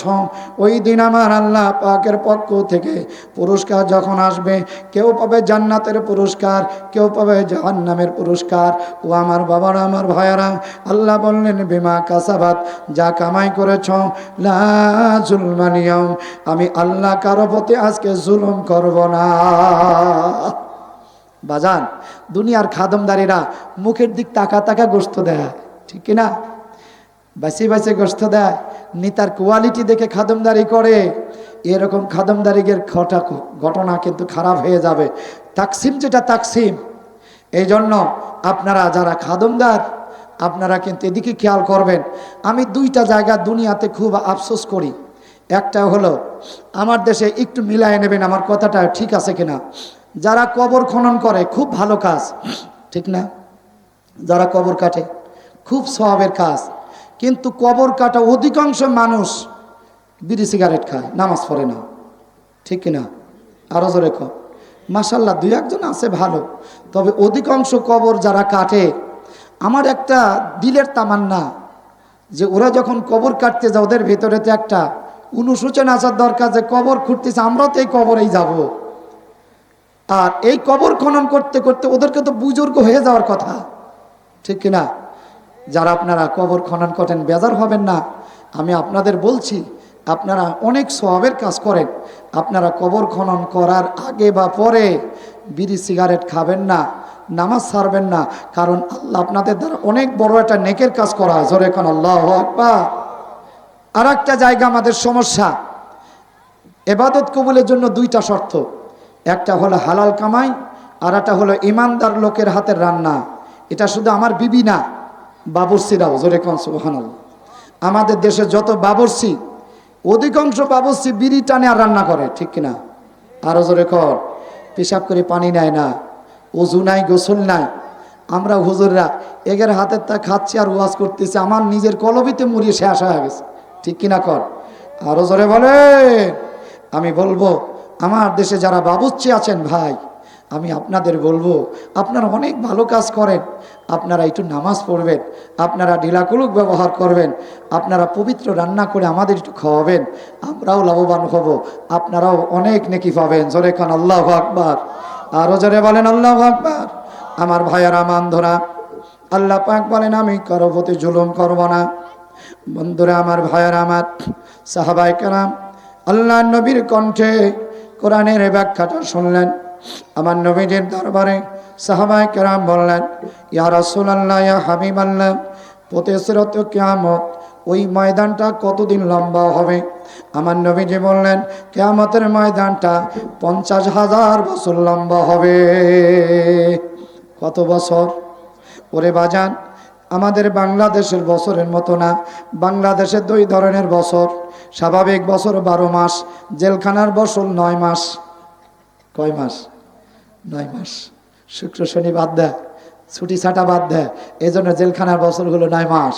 আমার ভাইয়েরা বন্ধুরা, এইরকম 9 মাসের বছর না, 12 মাসের বছরে হবে 1 ঘন্টা, এইরকম 24 ঘন্টা হবে 1 দিন, এইরকম দিনের 30 দিনে হবে 1 মাস, আর এইরকম মাসের 12 মাসে হবে 1 বছর। ও বাবা, এরকম বছরের 50,000 বছর কিয়ামতের ময়দান হবে লম্বা। সাহাবায়ে কেরাম বললেন, ইয়া রাসূলুল্লাহ, ইয়া হাবিবাল্লাহ, ওই কিয়ামতের ময়দানে কোনো ছায়া থাকবে কিনা? নবীজি আমার বললেন, সাবাআতুন ইউজিল্লুহুমুল্লাহু ফি জিল্লিহি ইয়াওমা লা জিল্লা ইল্লা জিল্লুহু। ওই দিন আরশের ছায়া ছাড়া কোনো ছায়া থাকবে না। এই সূর্যটা বর্তমান 9 করে 30 লক্ষ মাইল দূরে, এইটার তাপ সহ্য করতে পারে না। হাসরের ময়দানে আমার নবীজি বললেন, এই সূর্যটার 12টা মুখ হবে। কয়টা? একটু জোরে কম, আরো জোরে বলে। এইটা উল্টা পিঠে তাপ দিচ্ছে। আর ওই দিন 1 বিগত, কোন তাফসিরে আসছে 300 লাই, কোন তাফসিরে আসছে এরকম 1 বিগত মুঠো মাঠ উপরে থাকবে। বাজান রে আমার, ভাইয়ার আমার, 12টা সূর্য যখন সোজাসুজি ফোকাস হয়ে যাবে, মাথার মগজগুলো গলে গলে নাকে মুখ দিয়ে বাইয়া বাইয়া পড়বে, জমিনটা তামাম জমিন হয়ে যাবে। আপনার ঘামটা যখন জমিনে পড়বে, মা বোনেরা যখন ভাজনা দেয় তরকারিতে, কড়াইতে দিলে যেমন সেনাত করে ওঠে, আপনার গায়ের ঘাম, আপনার মাথার মগজ ঘিলুগুলো যখন জমিনে পড়বে, ওই সময় সেনাত করে উঠবে। সাহাবায়ে কেরাম কিয়ামতের কথা বর্ণনা শুনে হাউ হাউ করে কাঁদতে লাগলেন। এত লম্বা সময় কেমনে আমরা থাকবো? আমার নবীজি বললেন, আমার সাহাবীরা চিন্তা করো না, যারা দুনিয়াতে 5 ওয়াক্ত নামাজ পড়েছে, আল্লাহর ঘরের সঙ্গে আত্মীয়তা করেছে, যারা আল্লাহ রসুলের মহব্বত করে যায় রেখেছে, আমার আল্লাহ তাদের জন্য কিয়ামতের ময়দানে আরশে আজিমের ছায়ার ব্যবস্থা করবে। আমার আল্লাহ 50,000 বছরের লম্বা কিয়ামতের মাঠ 2 রাকাত ফজরের নামাজ পড়ার মতো আল্লাহ ছোট বানায়া দেবে। আরো জোরে বলেন না মারহাবা, আরো জোরে আল্লাহু আকবার। এখন কাদের জন্য আল্লাহ পাক আরশে আজিমের ছায়ার ব্যবস্থা করেছে বাবা, ভালো করে শুনুন। 1 নাম্বার হলো ইমামুন আদিলুন, ন্যায় বিচারক বাদশাহ। ও বাবা, যেই বাদশার তাকবীরে উলা কাজা থাকবে না, যেই বাদশার তাহাজ্জুদের নামাজ কাজা থাকবে না, যেই বাদশার গায়রে মাহরিমের দিকে তাকানো থাকবে না, যেই বাদশার আসরের সুন্নত কাজা থাকবে না। যদি বলেন হুজুর কেমনে ব্যাখ্যা পাইলেন, এই ব্যাখ্যাটা আমি দিয়ে দেই, আপনারা শুনে আশ্চর্য হয়ে যাবেন। কুতুবউদ্দিন বখতিয়ার কাকি রহমাতুল্লাহ আলাইহি উনি যখন ইন্তেকাল করেছিলেন, ওনার জানাজায় হাজার হাজার মানুষ পঙ্গপালের মতো হাজির হয়ে গেল। আলেম ওলামা, মুফতি, মুহাদ্দিস, সাধারণ মানুষ। ওরে বাবা, যদি 4টা কাজ দুনিয়া থেকে করে যেতে পারেন, আপনার জানা যায় মাইকিং করে মানুষ আনা লাগবে না, ফেসবুকে প্রচার দিয়ে মানুষ আনা লাগবে না। আমার আল্লাহ বাতাসে আপনার কানের মধ্যে আমার জানাজার খবর আল্লাহ শোনায়া দেবে। আরো জোরে বলে। কুতুবউদ্দিন বখতিয়ার কাকি রহমাতুল্লাহ আলাইহি ইন্তেকাল করার পর হাজার হাজার মানুষ পঙ্গপালের মতো চলে আসলো। অনেক আলেম ওলামা কে জানাজা করবে, সব অধীর অবস্থায় দাঁড়িয়ে আছে। কোনো মানুষ জানাজার সামনে যেতে চায় না। যদি ইমাম বেশি হয়ে যায়, নামাজে ধাক্কা ধাক্কি হয় কি হয় না? হুজুর যান, আর এক হুজুরকে আপনি যান, আর এক হুজুরকে আপনি যান, ধাক্কা ধাক্কি হয়। এটা মেরাজের রাত্রিতেও হয়েছিল। জোরে কান সুবহানাল্লাহ। আমার নবীজিকে জিবরিল আমিন হাত ধরে সামনে দিয়ে বলে, ইয়া রাসূলুল্লাহ, ইয়া হাবিবাল্লাহ, আপনার সামনে ইমামতি করার কোনো ইমাম আজকে নাই। একটু জোরে কান। আমার নবীজের মেরাজের রাত্রে সাইয়্যিদুল মুরসালিন আল্লাহ খেতাব দিয়েছিলেন নবীদের ইমাম বানায়া। জোরে কান না সুবহান। আমার ভাইয়ারা বন্ধুরা, যখন কোনো ইমাম যায় না, স্থানীয় ইমাম আমার হাফেজ ইদ্রিস আলীর সামনে চলে গেল, অথবা স্থানীয় আলেম মাওলানা লুৎফার সামনে চলে গেল, অথবা মুরব্বী আলেম হাফেজ শাহ আলেম সাহেব সামনে চলে গেল, ওই সময় হুজুরের খাদেম বলে, হুজুর আপনি আগেই জানাজার নিয়ত করবেন না।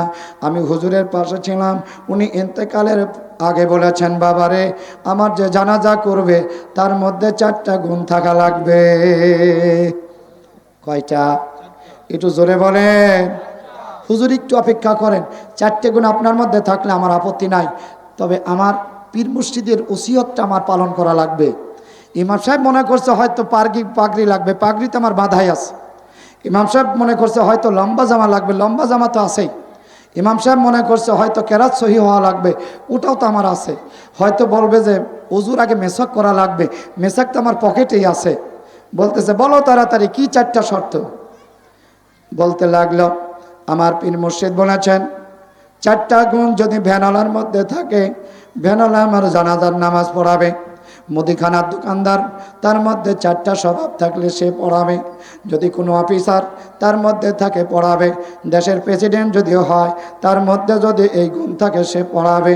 আমার ভাইয়ারা বন্ধুরা, 1 নাম্বার বলা হলো ও ইমাম সাহেব, আমার উস্তাদ বলেছেন যার মধ্যে 4টা গুণ থাকবে, তার মধ্যে 1 নাম্বার গুণ হলো যার জীবনে তাকবীরে উলা কাজা নাই। একটু জোরে বলা যাবে না? ইমাম সাহেব মনে মনে চিন্তা করতেছে, ইমামতি করা ছুটিতে বাড়ি আসলে আমার জামাতি তো তরকায়া যায়, ঠিক কিনা?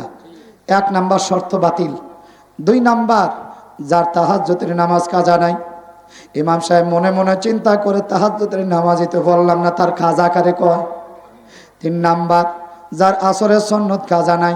ইমাম সাহেব মনে মনে চিন্তা করে, আসরের আজান দিয়ে ফেসবুক আর ইন্টারনেট দেখতেছিলাম, আর দেখতেছিলাম 2-1 মুসল্লি পাওয়া যায় কিনা, তার সুন্নত আবার পড়ব কবে? কষ্ট হচ্ছে, কষ্ট হচ্ছে। আমার ভাইয়ারা, ওয়াজটা কাজে লাগাবেন। 4 নাম্বার, যে গয়রে মাহরিমের দিকে তাকায় নাই, অর্থাৎ 14 জন মহিলা 14 জন পুরুষ দেখতে পারবে, 14 জন পুরুষ 14 জন নারীকে দেখতে পারবে, যাদের সাথে বৈবাহিক হারাম। এছাড়া কোনো মহিলা কোনো পুরুষকে দেখতে পারবে না, আর কোনো নারী কোনো পুরুষকে দেখতে পারবে না, হারাম। ওরে বাবা, ইমাম সাহেব চিন্তা করে 30 দিনে 30 বাড়িতে খাওয়া, বাটি নিয়ে গেলাম, কতজনের ভাবি ভাবি করে গল্প করলাম, খাবার আনার সময় কত রকম আপা আপা করলাম, বোঝা গেল আমার ইমামতি আউট। ঠিক কিনা? আরো জোরে বলে। আমার ভাইয়ারা বন্ধুরা, ইমাম চিন্তা করলো এত বড় কঠোর শর্ত প্রদান করে আজকে মনে হয় কোনো ইমাম খুঁজে পাওয়া যাবে না। আল্লাহ বলে, না না না, অবশ্যই ইমাম আছে। আর যে ইমাম আছে তোমাদের মতো প্রদর্শনী ইমাম না, এই ইমামটা আলাদা গোপন আছে। জোরে কান আল্লাহু আকবার। কষ্ট হচ্ছে আপনাদের? কষ্ট হচ্ছে? খুব গুরুত্ব দিয়ে শুনবেন। এটা ফোকাসের জিনিস না, প্রদর্শনী না, ইবাদতটা এটা গোপন জিনিস। জোরে কান সুবহানাল্লাহ। আমার ভাইয়ারা বন্ধুরা, সমস্ত মানুষ স্তব্ধ হয়ে গেল। কি জানাজার নামাজ পড়াবে? ভালো করে শুনুন।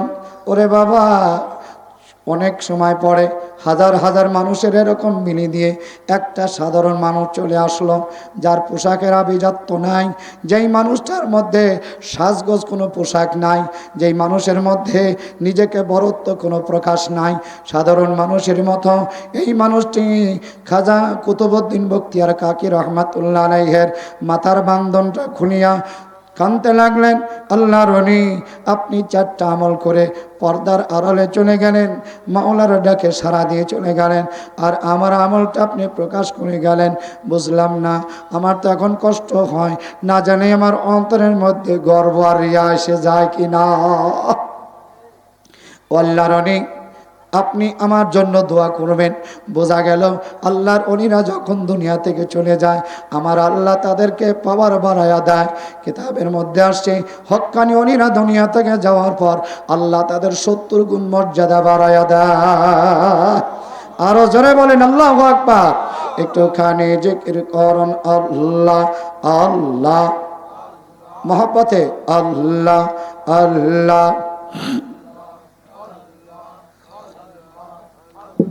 জবান খুলে পড়ুন আল্লাহ আল্লাহ। আরেকটু জবান খুলুন বাবা, আল্লাহর নামটা আমরা মহব্বত উচ্চারণ করব। আল্লাহ, যতক্ষণ আমরা আল্লাহকে ডাকবো, আল্লাহ আমাদের 10 বার ডাকবে, আল্লাহ আল্লাহ আল্লাহ।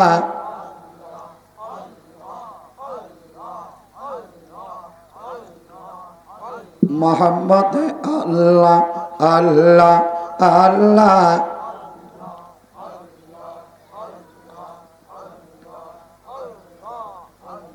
আরো জোরে আল্লাহ আল্লাহ আল্লাহ।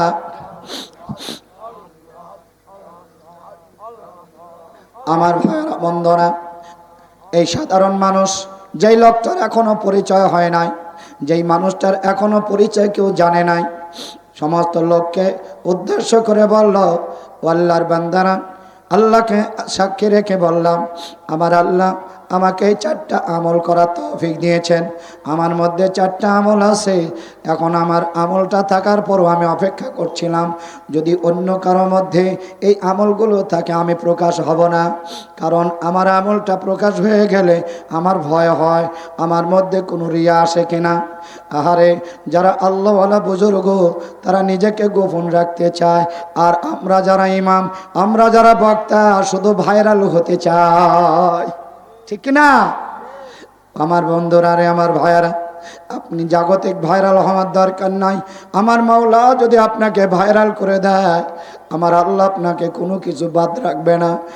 আমার আল্লাহ বলেন, আল্লাহুল মাওলা ফালাহুল কুল। বান্দা বান্দিরা, তোমরা যদি আমি মাওলার হয়ে যাও, আমি মাওলা তোমাদের জগতের সব কিছু অধীন করে দেব। আরো জোরে বলেন সুবহানাল্লাহ।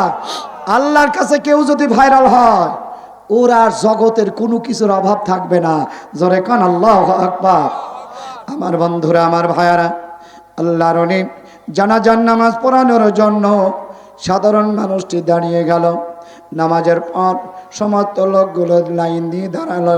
ও আল্লাহর বান্দা, এত বড় বুজুর্গকে আপনার চেহারাটা কোনোদিন কোনো মানুষের সামনে দেখলাম না, কোনোদিন সাধারণ বৈঠকে দেখলাম না, ওয়াজে পেলাম না, কোনোদিন জানাজার নামাজে অন্য কোনোখানে এরকম পরিচয় হলো না। ওরে আল্লাহর বুজুর্গ, তোমার সাথে একটু মুসাফা করে আমরা ধন্য হতে চাই। আল্লাহর ওলি এত বড় একজন ইমানদারের শাসক বলতে লাগলো, আমি সাধারণ মানুষ, আমি আপনাদের সামনে মুসাফা করার যোগ্যতা আমার নাই। আমার আপনার মতো আলেম ওলামা হইলে বলতে আপনারা হাদিয়া নিয়ে দাঁড়িয়ে যান, একটু মুসাফা করে যাবেন, ঠিক কিনা?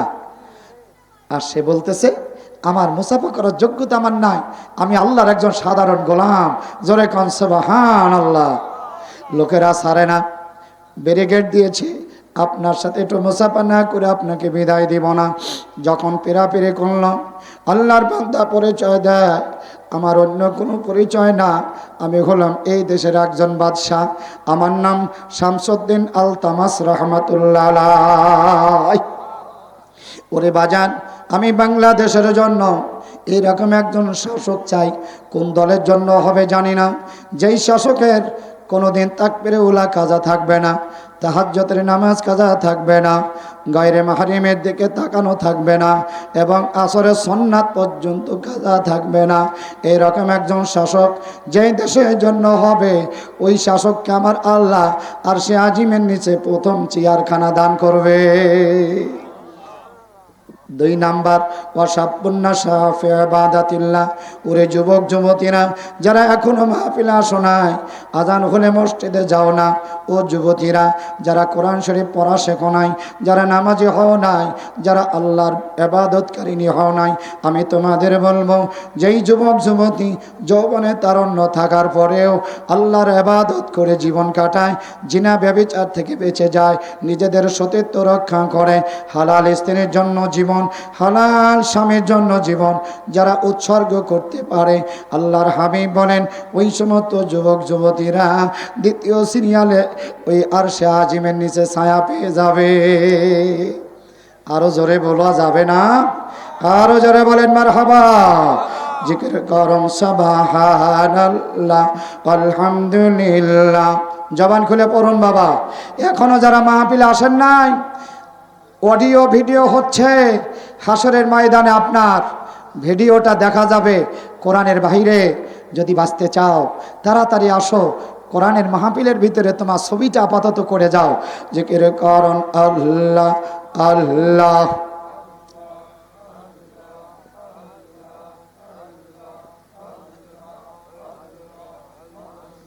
আরো জোরে আল্লাহ আল্লাহ আল্লাহ।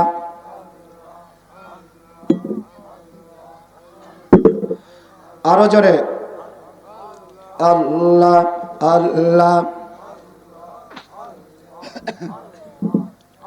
মহব্বতে আল্লাহ আল্লাহ। আমার ভাইয়েরা বন্ধুরা রে, 3 নাম্বার হলো রাজুলুন মুআল্লাকাতুন বিল মসজিদ ইদা খরাজা মিনহা হাত্তা ইয়াউদা ইলাইহি। নবী আমার বলেন, ওই সমস্ত আল্লাহর বান্দা বান্দেরা যাদের অন্তরটা আল্লাহর ঘরের সঙ্গে লটকানো থাকবে। ওরে বাজান, যদি প্রশ্ন হয় আল্লাহর ঘরের সঙ্গে আবার কিভাবে প্যারাক মারা হবে, লোহা মারা হবে, তা না।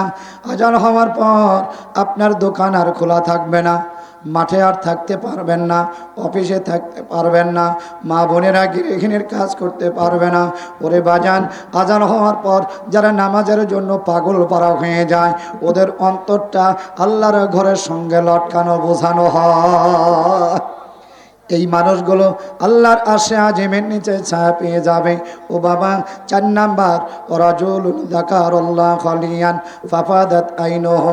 নবী আমার বলেন, ওই সমস্ত গুনাহগার আল্লাহর বান্দা বান্দেরা যারা নিজের গুনাহ মনে করে নির্জন স্থানে তাহাজ্জুদের নামাজ পড়ে আল্লাহকে বলে, আয় আল্লাহ, জমিনের উপরে আসমানের নিচে আমার চাইতে বড় কেউ গুনাহগার নাই।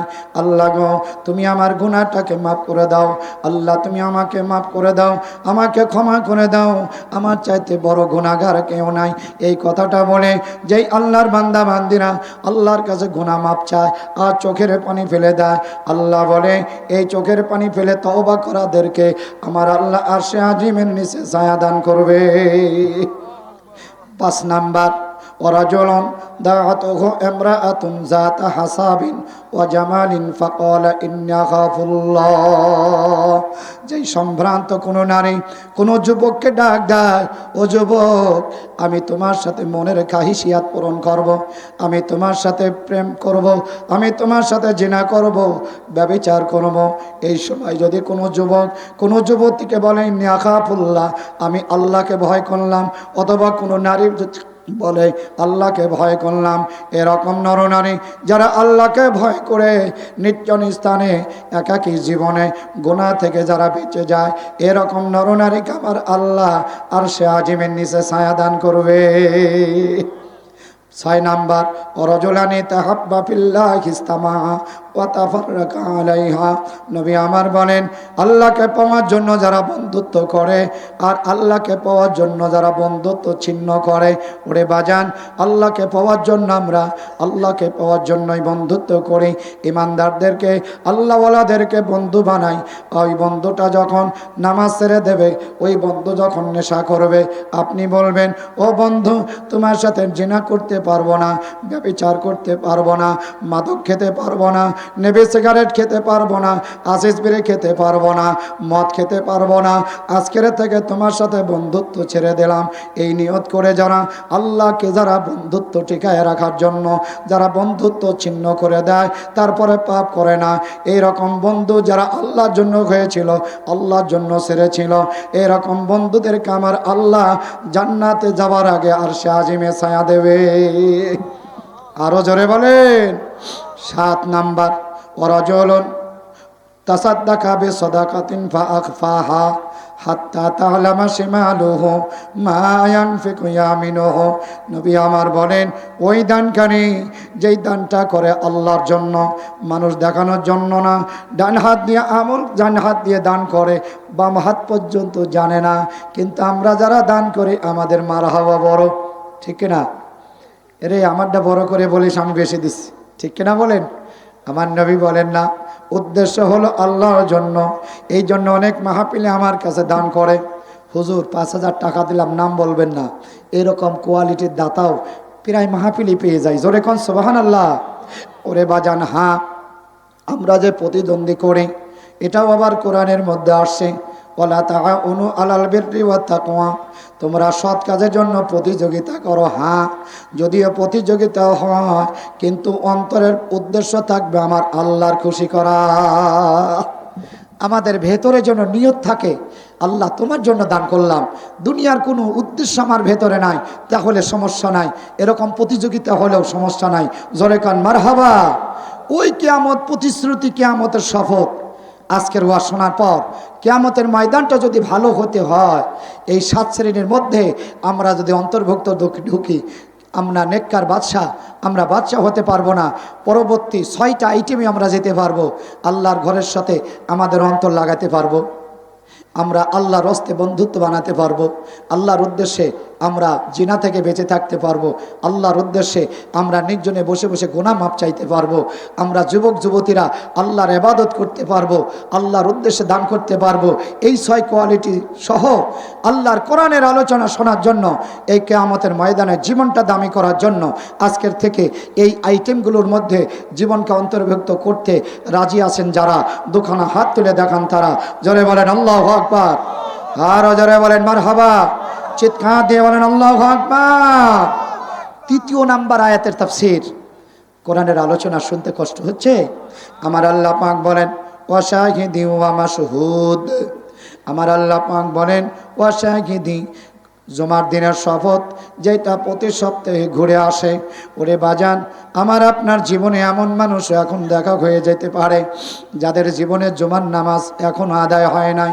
ওরে বাজান, আমি নাম ধরে উচ্চারণ করব না, কে জুমা পড়েন নাই দেখান, আমি তা বলবো না।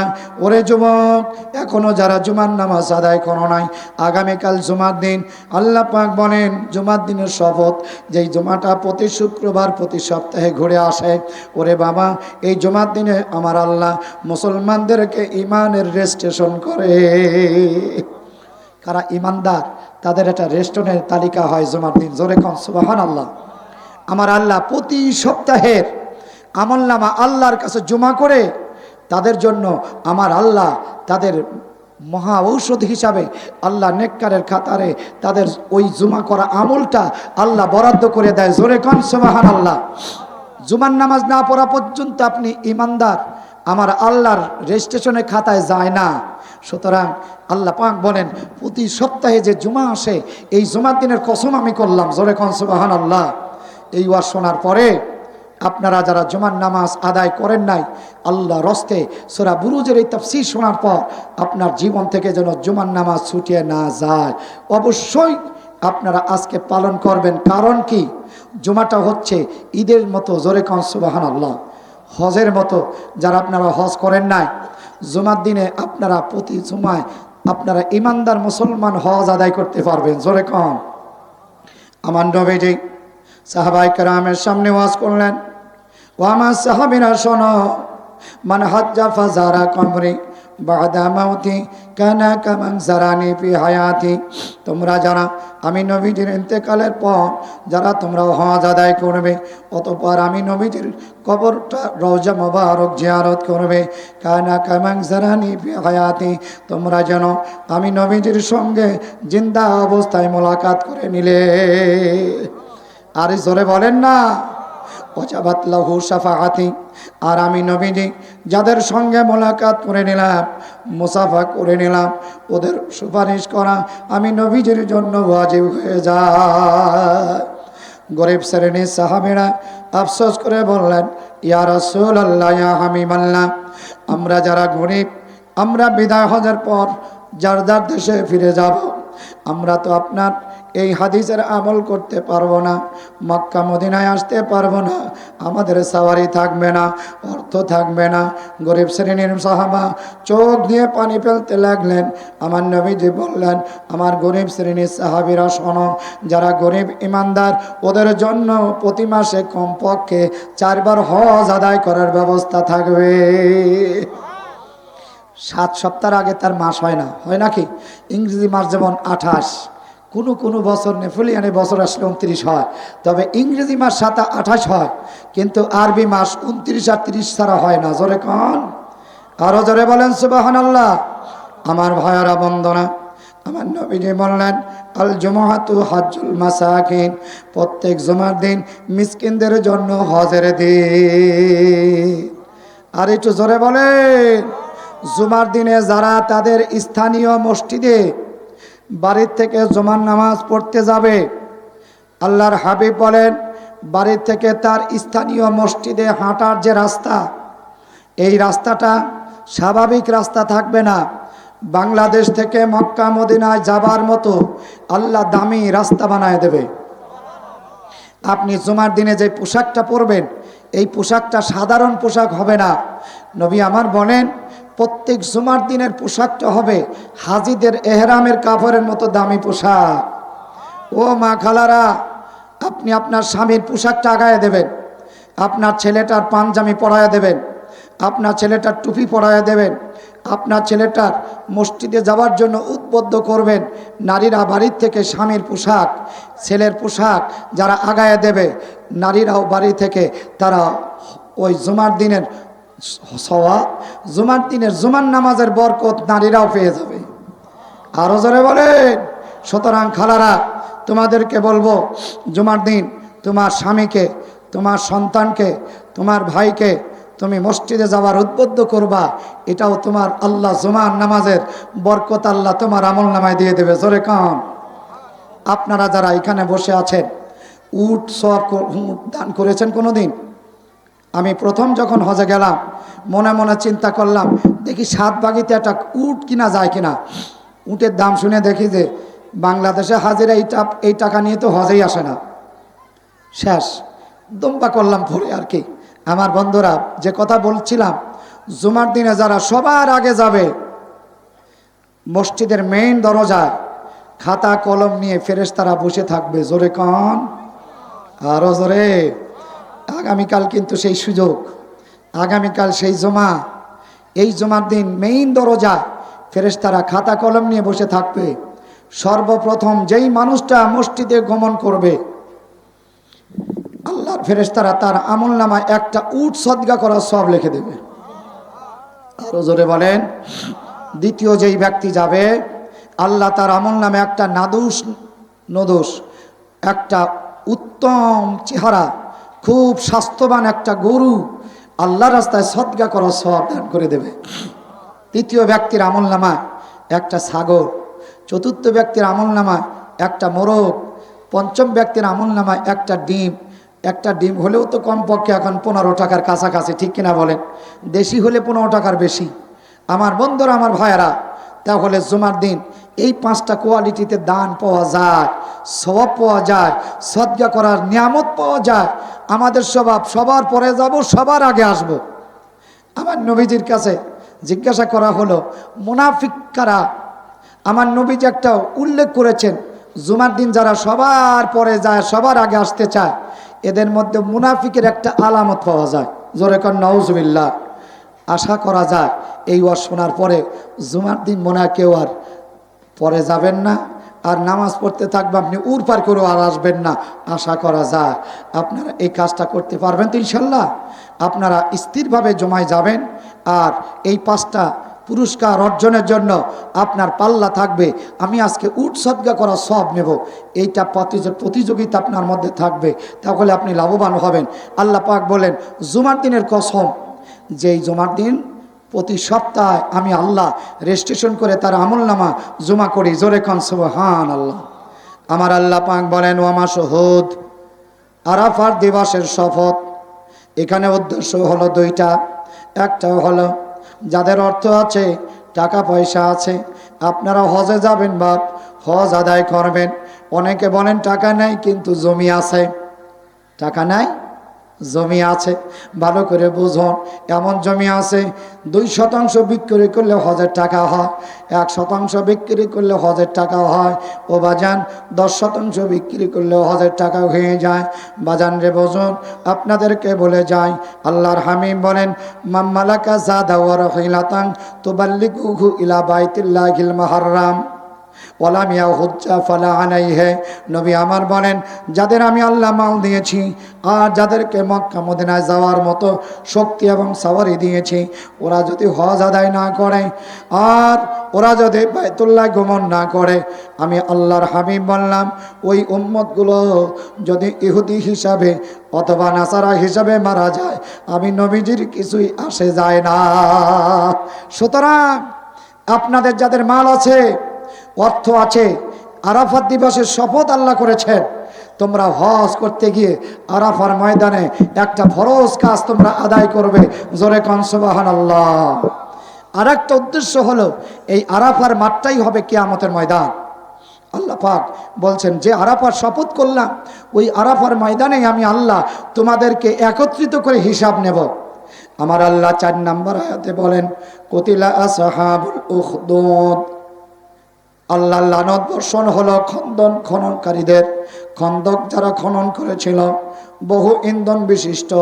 ও বাবা, এইবারে তাফসিরের মূল জালার কোরআনের 2টা তাফসির খুব গুরুত্বপূর্ণ। একটা হলো আসহাবে কাহাফ, যেটা হচ্ছে আমার নবীদের আগমনের 20 বছর আগের ঘটনা। কয় বছর? একটু জোরে কর। আর একটা হলো আসহাবে উখদুদ, যেটা আজকে আমি তেলাওয়াত করেছি। এইটা হলো আমার নবীদের আগমনের 70 বছর আগের ঘটনা। জোরে কোন সুবহানাল্লাহ। আমার আল্লাহ কোরআনুল কারীমের এই আসহাবে উখদুদের বর্ণনা করেছেন। কারা তারা? আপনারা এইবার ঘটনার বিবরণে চলে আসছেন। খুব খেয়াল করে শোনান বাবা, কোরআনের আলোচনা শুনতে মন চায় না এমন কোনো মানুষ আছে? বাজান, কষ্ট হচ্ছে আপনাদের? হাত তুলে বলেন, কষ্ট হচ্ছে? একটু হাত তুলে বলেন, আমার আল্লাহর রহমতের ফেরেশতারা ক্যামেরায় হাত দুখানা উঠায় নেই। জোরে বলেন না আল্লাহু আকবার। আরো জোরে। তৎকালীন আরব দক্ষিণ পূর্বে এলাকায় অবস্থিত ইয়ামান শহর, এই ইয়ামানটা ছিল মূর্তি পূজার এলাকা। এই দেশের মধ্যে একটা মানুষ তাওহীদের উপরে ইমানদার কোনো মানুষ জাগতিকভাবে কেউ ছিল না। ভালো করে বুঝুন, এখন কিন্তু তাফসিরের ঘটনায় চলে আসছি। ওই দেশের যে বাদশা ছিল, তাফসিরের মধ্যে তাফসির ইবনে কাসির, তাফসিরে বয়ানুল কোরআন, তাফসিরে মারেফুল কোরআন, তাফসিরে হক্কানি সহ কাসাসুল কোরআন বিভিন্ন কিতাবে আসছে ওই দেশের তৎকালীন ইয়েমেনের বাদশার নাম ছিল ইউসুফ জোনায়স। কি নাম?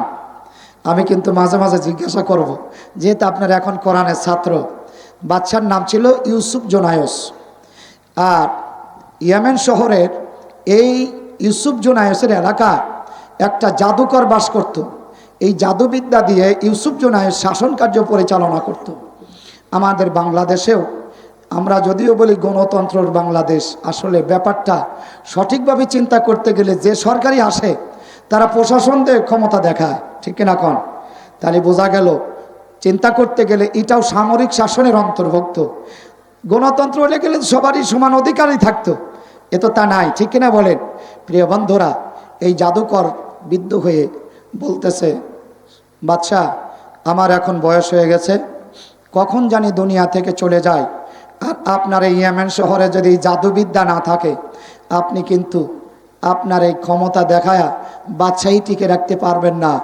জনগণ খেপে গেলে আমি যেমন আপনাকে জাদু দেখায়া ওদেরকে যেমন ধ্বংস করে দিতাম, আপনি কিন্তু আর ঠেকাতে পারবেন না।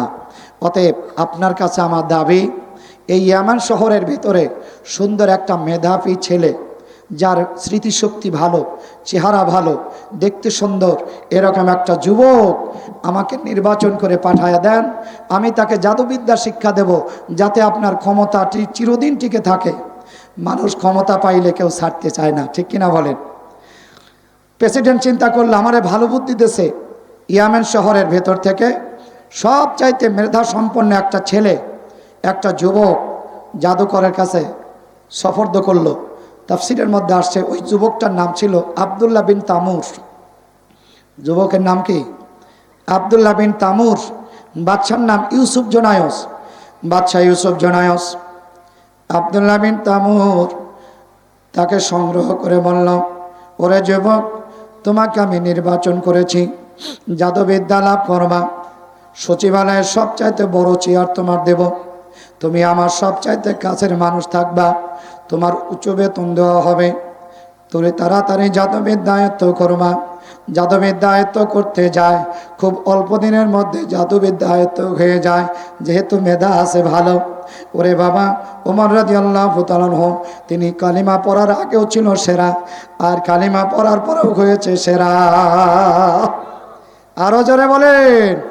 এই যুবকটা জাদুবিদ্যা শিখতে যায়, হঠাৎ করে কিছুদিন পরে যাওয়ার পথে দেখে এরকম একটা তাঁবু টানানো।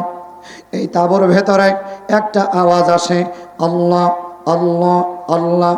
যুবকটা আসলে স্মৃতিশক্তি ভালো, চিন্তা করলো এই দেশে সকলে বলে হরিরাম হরিরাম, হরি হরি রামকৃষ্ণ, কিন্তু এদেশে আবার আল্লাহর নাম কে বলে?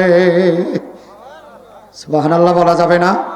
আর একটু জোরে বলেন সুবহানাল্লাহ। আল্লাহর নামটা শোনার পর যুবকের কানের ভিতরে বাড়ি মারল, এত সুন্দর নামটা তো কোনোদিন শুনি নাই। যদি মধুস্বরে আজান হয়, হিন্দুরাও আজান শ্রবণ করে, যদি কোনো ওয়াজ হয়, ওয়াজটাও তারা শ্রবণ করে, অর্থাৎ কোরআনের কথা হিন্দুদের কাছেও ভালো লাগে, ঠিক কিনা? ওরা বলে বাপদাদার ধর্ম কেমনে ছাড়ি, তারপরেও তো গোপন গাফনে 2-4টি চলেই আসতেছে, ঠিক কিনা ক?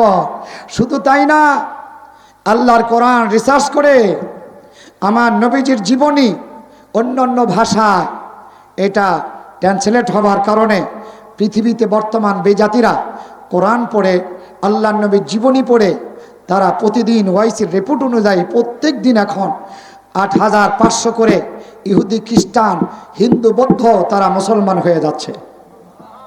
একটু জোরে বলে। আজকের এই চরবহরপুরের মানুষ, আজকের এই চরফরিদপুরের মানুষ, বহরপুরের মানুষ, গুসাইপাড়ার মানুষ, এই অঞ্চলের মানুষ, তোমরা মাহফিলে আসো আর না আসো, আল্লাহর কোরআনের খেদমত বসে নাই, ঠিক কিনা বলে? আরো জোরে বলেন না সুবহানাল্লাহ। আমার ভাইয়েরা বন্ধুরা, আব্দুল্লাহ বিন তামর আল্লাহ আল্লাহর জিকিরের শব্দ শুনে ভেতরে ঢুকে গেল, তাঁবুর ভিতরে ঢুকে দিয়া দেখে একজন পাদ্রী সে আল্লাহর জিকির করতেছে। জিকির শেষ হওয়ার পর দাঁড়িয়ে নামাজ পড়তে লাগলো। নামাজ পড়ার পদ্ধতি আব্দুল্লাহ বিন তামুরের কাছে ভালো লাগলো। নামাজ আদায় হলে ওই পাদ্রী আল্লাহর কাছে দোয়া করে, আল্লাহ এই দেশের মধ্যে একমাত্র আমি পাদ্রী ঈসা আলাইহিস সালামের ধর্ম পালন করি, এছাড়া আয় আল্লাহ তোমার দ্বীনের উপরে কেউ নাই। আয় আল্লাহ আমার একটা আবেদন, অতি সত্বর আমার কাছে আল্লাহ তোমার দ্বীনের জন্য একটা প্রতিনিধি দিয়ে দাও, আর তার মাধ্যমে সমস্ত ইয়েমেন শহরের মধ্যে আল্লাহ ঈসা নবীর সত্য ধর্ম প্রচার করার ব্যবস্থা করে দাও। জোরে বলা যাবে না? আর একটু জোরে বলা যাবে না? মারহাবা, আরো জোরে মারহাবা। মোনাজাত শেষ, আব্দুল্লাহ বিন তামুর হাতখানা আগায় দিয়েছে, জোরে কোন সুবহানাল্লাহ। আল্লাহর পাদ্রী, আল্লাহর বন্ধু, আমি যুবক, আমি জাদুবিদ্যা শিখতে যাই, আমার কণ্ঠের মধ্যে আল্লাহ আল্লাহর জিকিরে চলে গেল। আপনার নামাজ পড়ার পদ্ধতি আমার আল্লাহ দেখায়া দিল। এই নামাজ পড়ার পদ্ধতি, নামাজের পর মোনাজাত করার পদ্ধতি, আল্লাহর কাছে চোখের পানি ফেলে দিয়ে এই কান্না করার পদ্ধতি আমার কাছে ভালো লেগেছে। আল্লাহর পাদ্রী হাতখানা গায়ে দিলাম, আমাকে তওবা পড়াইয়া আপনি আমাকে আপনার সত্য ধর্মের একজন সদস্য বানায়া দেন। এটা আসতে হবে নাকি? আরো জোরে চিৎকার দিয়ে বলেন মারহাবা। বাজান, আপনাদের কষ্ট হচ্ছে, কোরআনের তাফসির কিন্তু এখন ধারাবাহিক চলে আসছে। আল্লাহর নিয়ামতের শুকর আদায় করি। আমার মতো ছোট্ট বক্তা এই ফেব্রুয়ারি মাসে পুরা বছরটাই আল্লাহ, এবার তো আর মাহফিলের অনুমতি লাগতেছে না, মাহফিল উন্মুক্ত এবার, ঠিক কিনা বলেন? আমার মতো একটা ছোট বক্তা এই ফেব্রুয়ারি মাসে 40টা দাওয়াত নিয়েছে আর 20টা ফেরত দিছি। জোরে কোন সুবহানাল্লাহ। এরপরে আবার দিনের বেলায় জানাজা, এখানে মিলাদ, ওখানে ফাতেহা, এ করা লাগে। রাত ভোর কোরআনের আলোচনা, সকালবেলা চাকরি, জানাজায় আসা, কণ্ঠটা হঠাৎ করে আমাকে বাড়ি মারিয়ে দিয়েছে। বিশেষ করে গতকালকের মাইক্রোফোনটা, আজকের মাইকটা অনেক সুন্দর। আমার যে অবস্থা, ওর মাইক্রোফোনটা আজকে আমার কণ্ঠ টানতেছে না, ভালো আছে। গতকাল আমি যত কথা বলতে যাই শুকায় যায়, শক্ত হয়ে যায়, যার কারণে গতকালকের মাহফিলে আমার এই শব্দটা একেবারে শুকায় ফেলেছিল। তারপরে আবার দিনের বেলায় দেখেন, জহরের নামাজ পড়ছি নতুন চর, আমার মহিউদ্দিন বাড়িতে, ওখানে তার মায়ের জন্য দোয়ার মাহফিল, ওইখান থেকে চলে গেছি ভান্ডারিয়া মাদ্রাসায়। ভান্ডারিয়া মাদ্রাসা আসরের নামাজ পড়েই আলোচনা করেছি। মাগরিবের একটু আগেই রওনা দিয়ে আলাদিপুর এসে মাগরিবের নামাজ পড়েছি, ওখান থেকে সোজা এখানে চলে আসছি। এভাবে জার্নির উপরে থাকি। আল্লাহ পাক তারপরেও যে কোরআনের খেদমত আল্লাহ করাচ্ছে, আপনারা দোয়া করেন আল্লাহ যেন আমাকে সুস্থ করেন এবং কণ্ঠকে আগের মতো থাকলে আমি আরও সুন্দর ভাষায় হয়তোবা আমি কোরআনের টান দিতাম, বুঝতেন। তারপরে হয়তো আল্লাহ যতটুক রেখেছে, যদি এর চাইতে অসুস্থ হতাম বুঝতেন না, ঠিক কিনা বলেন? যতটুক বলতেছি বুঝতেছেন তো ইনশাল্লাহ? হাত তুলে বলেন বুঝতেছেন তো ইনশাল্লাহ? আল্লাহ কবুল করেন, ওজোরে কান আমিন। ওই যুবকটা হাত বানিয়ে দিল, আমাকে কালিমা পড়ায় দেন। যুবকটা হাত বাড়ানোর পর ওই পাদ্রী তাফসিরের মধ্যে আসছে, ওই পাদ্রীর নাম ছিল ফাইমুন। পাদ্রীর নাম কি? ফাইমুন। বাদশার নাম ইউসুফ জোনায়স, যুবকের নাম আব্দুল্লাহ বিন তামুর, আর পাদ্রীর নাম হলো ফাইমুন। অর্থাৎ কোরআনের তাফসিরটা যারা মূলত গবেষণা করে তাফসির করে, তারা কিন্তু সুন্দর করে বোঝায়। জোরে কান সুবহানাল্লাহ। আমার ভাইয়ারা বন্ধুরা, ফাইমুন পাদ্রী আব্দুল্লাহ বিন তামুরকে কালিমা পড়ায়া ঈসা আলাইহিস সালামের ধর্মের কালিমা পড়ায়া দিল। ও বাবা, ঈসা আলাইহিস সালামের পাদ্রী, অর্থাৎ এই সত্য ধর্মের পাদ্রী তাকে বলে দিল, বাবা আমার এই ধর্মটা শিক্ষা গ্রহণ করবা। খবরদার, ইয়ামেন শহরের মধ্যে আল্লাহর ইবাদত করার মতো কেউ নাই, আমি আত্মগোপনে আছি, আমার সংবাদটাও কেউ জানে না। খবরদার, তুমি আমার আত্মগোপন প্রকাশ করবা না, আর তুমিও গোপন রাখবা। খবরদার খবরদার, তোমার প্রচারক হয়ে গেলাম, তোমার উপরে মুসিবত আসতে পারে। আরো জোরে বোঝা গেল ইমানদারদের উপরে মুসিবত এটা আজকের মুসিবত না, এটা অনেক আগ থেকেই শুরু হয়েছিল। জোরে কান আল্লাহু আকবার, আরো জোরে মারহাবা। আমার ভয়ারা বন্ধুরারে, অত্যন্ত মহব্বত নিয়ে কথাটা বলে যাচ্ছি বাপ। কালিমা পড়ার পর দিনের আলোচনা, কালিমা পড়তে থাকে, ইসলাম শিখতে থাকে বাবা। যেহেতু স্মৃতিশক্তি ভালো, মেধাটা ছিল ভালো, এই জন্য অল্প দিনের মধ্যে এই আব্দুল্লাহ বিন তামুর বড় ধরনের আলেমে পরিণত হয়ে গেল। আরো জোরে বলে, যে কোনো বয়সের মানুষ যদি কেউ কোরআন পড়তে চায়, ইসলাম শিখতে চায়, আল্লাহ ওকে তাড়াতাড়ি কোরআনের আয়াত আল্লাহ করায় দেয়। এটা আমার কথা না, আল্লাহর কোরআন। সূরা কমরে আল্লাহ বলেছেন, ওয়ালাকাদ ইয়াসসারনাল কুরআনা বিযিকরি ফাহাল মিন মুদ্দাকির। আমার আল্লাহ পাক বলেন, দুনিয়াতে যত ভাষা আছে আমি আল্লাহ কোরআনের ভাষাকে সবচাইতে সহজ করেছি, যার কারণে এই কলব নামক মনিটরের মধ্যে আমার আল্লাহ 30 পারা কোরআনকে আল্লাহ সেট করে দেয়। দুনিয়ায় এমন কোনো বই নাই শুরু থেকে শেষ পর্যন্ত সব পৃষ্ঠা মুখস্থ থাকে, শুধুমাত্র একখানা কোরআনুল কারীম। যেই কোরআনুল কারীম আল্লাহ পাক হাফেজদের কলিজার মধ্যে আল্লাহ সূরা ফাতিহা থেকে সূরা নাস পর্যন্ত আল্লাহ 30 পারা কোরআন মুখস্থ করে সেট করে দেয়।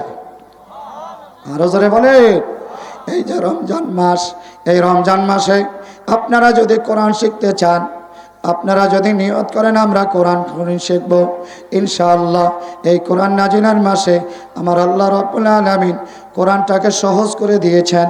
আপনারা মসজিদের ইমাম সাহেবকে বলবেন, আমিও বলবো, আপনারা যদি নিয়ত করেন আমার আল্লাহ পাক রমজান মাসের 1 মাসের মধ্যে 25 দিনের মধ্যে যদি নিয়ত পাকা করেন, আমার আল্লাহ আপনাদের কোরআন শিক্ষা সহজ করে দেবে, আপনারা শিখতে পারবেন।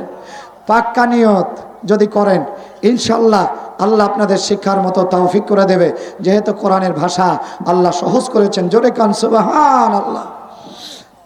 বড় আলেম হয়ে গেল, এদিকে শেখে, ওইদিকে পাদ্রীর কাছে শিখতে চায়, আবার ওদিকে জাদুবিদ্যার মাস্টারের কাছে যায়।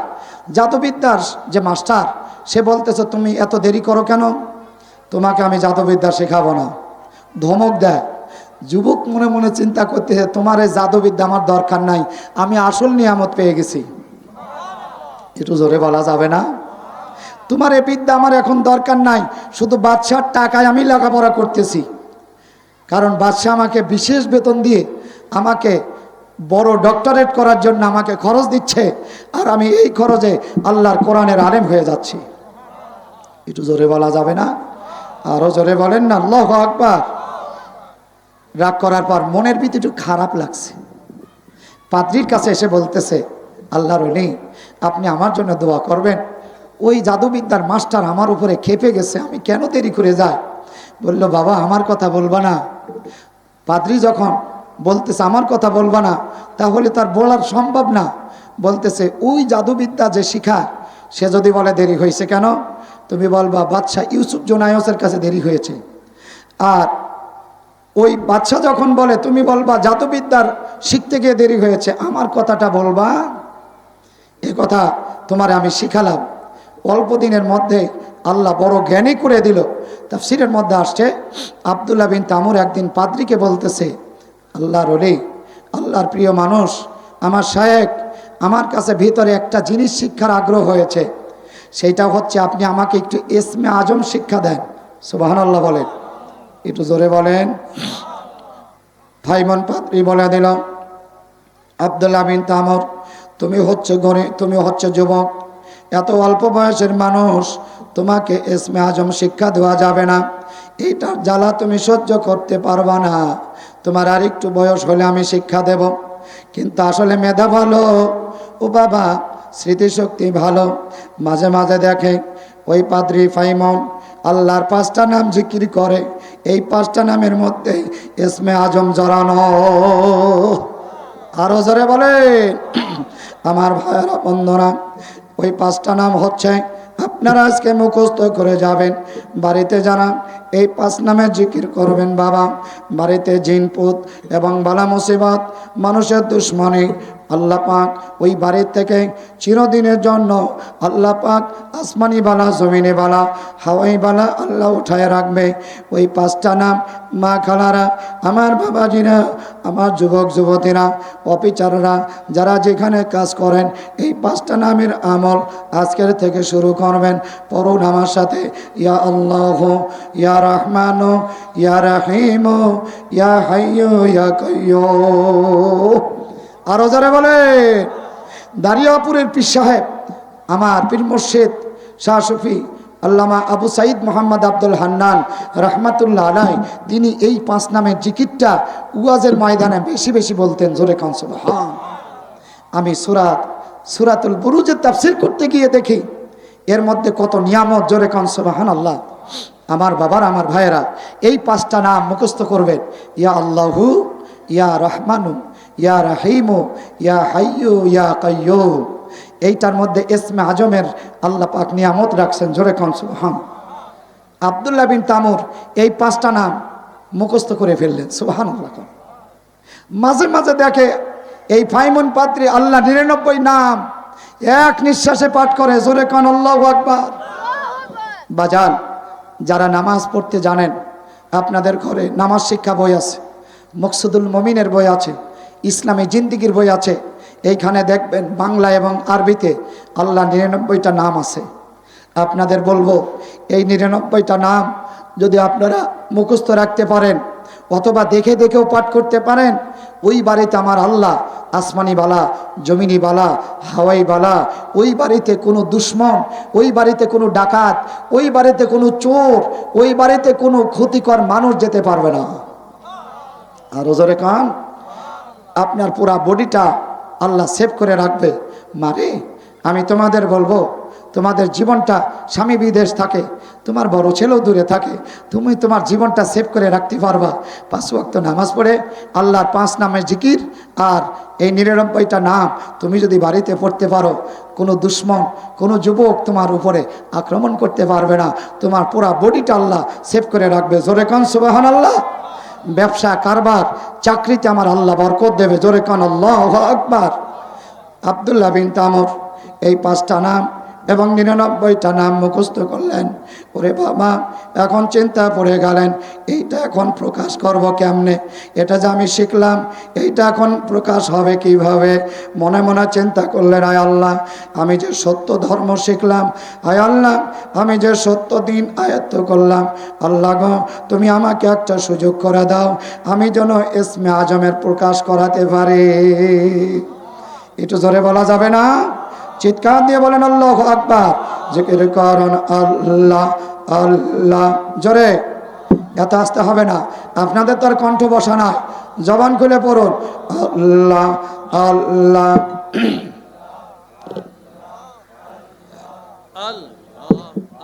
এই দিকটা একটু জোরে পড়েন বাবা, একটু জোরে। আল্লাহ আল্লাহ আল্লাহ।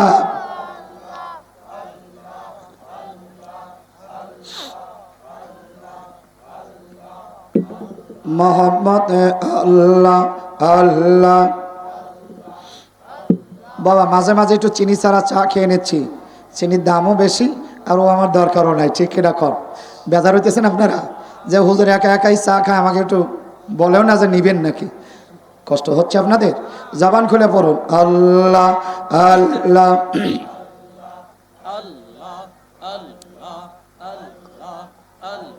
আরো জোরে আল্লাহ আল্লাহ।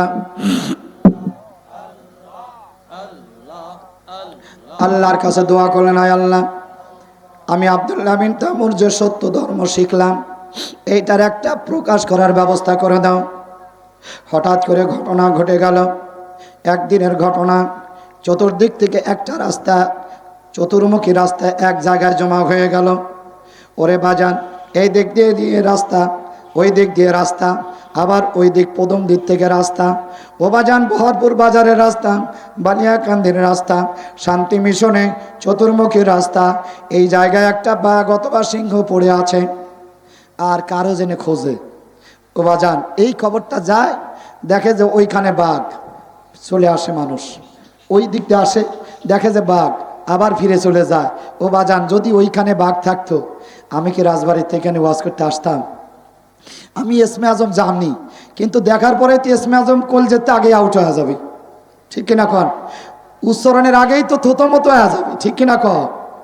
আমার ভাইয়েরা মন্দরা, ইয়ামেন শহরের চতুর্মুখী রাস্তার মেইন সেন্টারে বাঘ বসে আছে, সিংহ বসে আছে, সমস্ত মানুষগুলো ঘরে, চাকরিতে কেউ নাই, অফিসে যাবার মতো কেউ নাই, সমস্ত কিছু স্ট্রাইক হয়ে গেল। আল্লাহর বান্দা আব্দুল্লাহ বিন তামুরের কানের ভিতরে সংবাদ চলে গেল। এইবার মনে মনে চিন্তা করলো, আজকে ইসমে আজম আমি প্রকাশ ঘটাবো। একটু জোরে বলা যাবে না?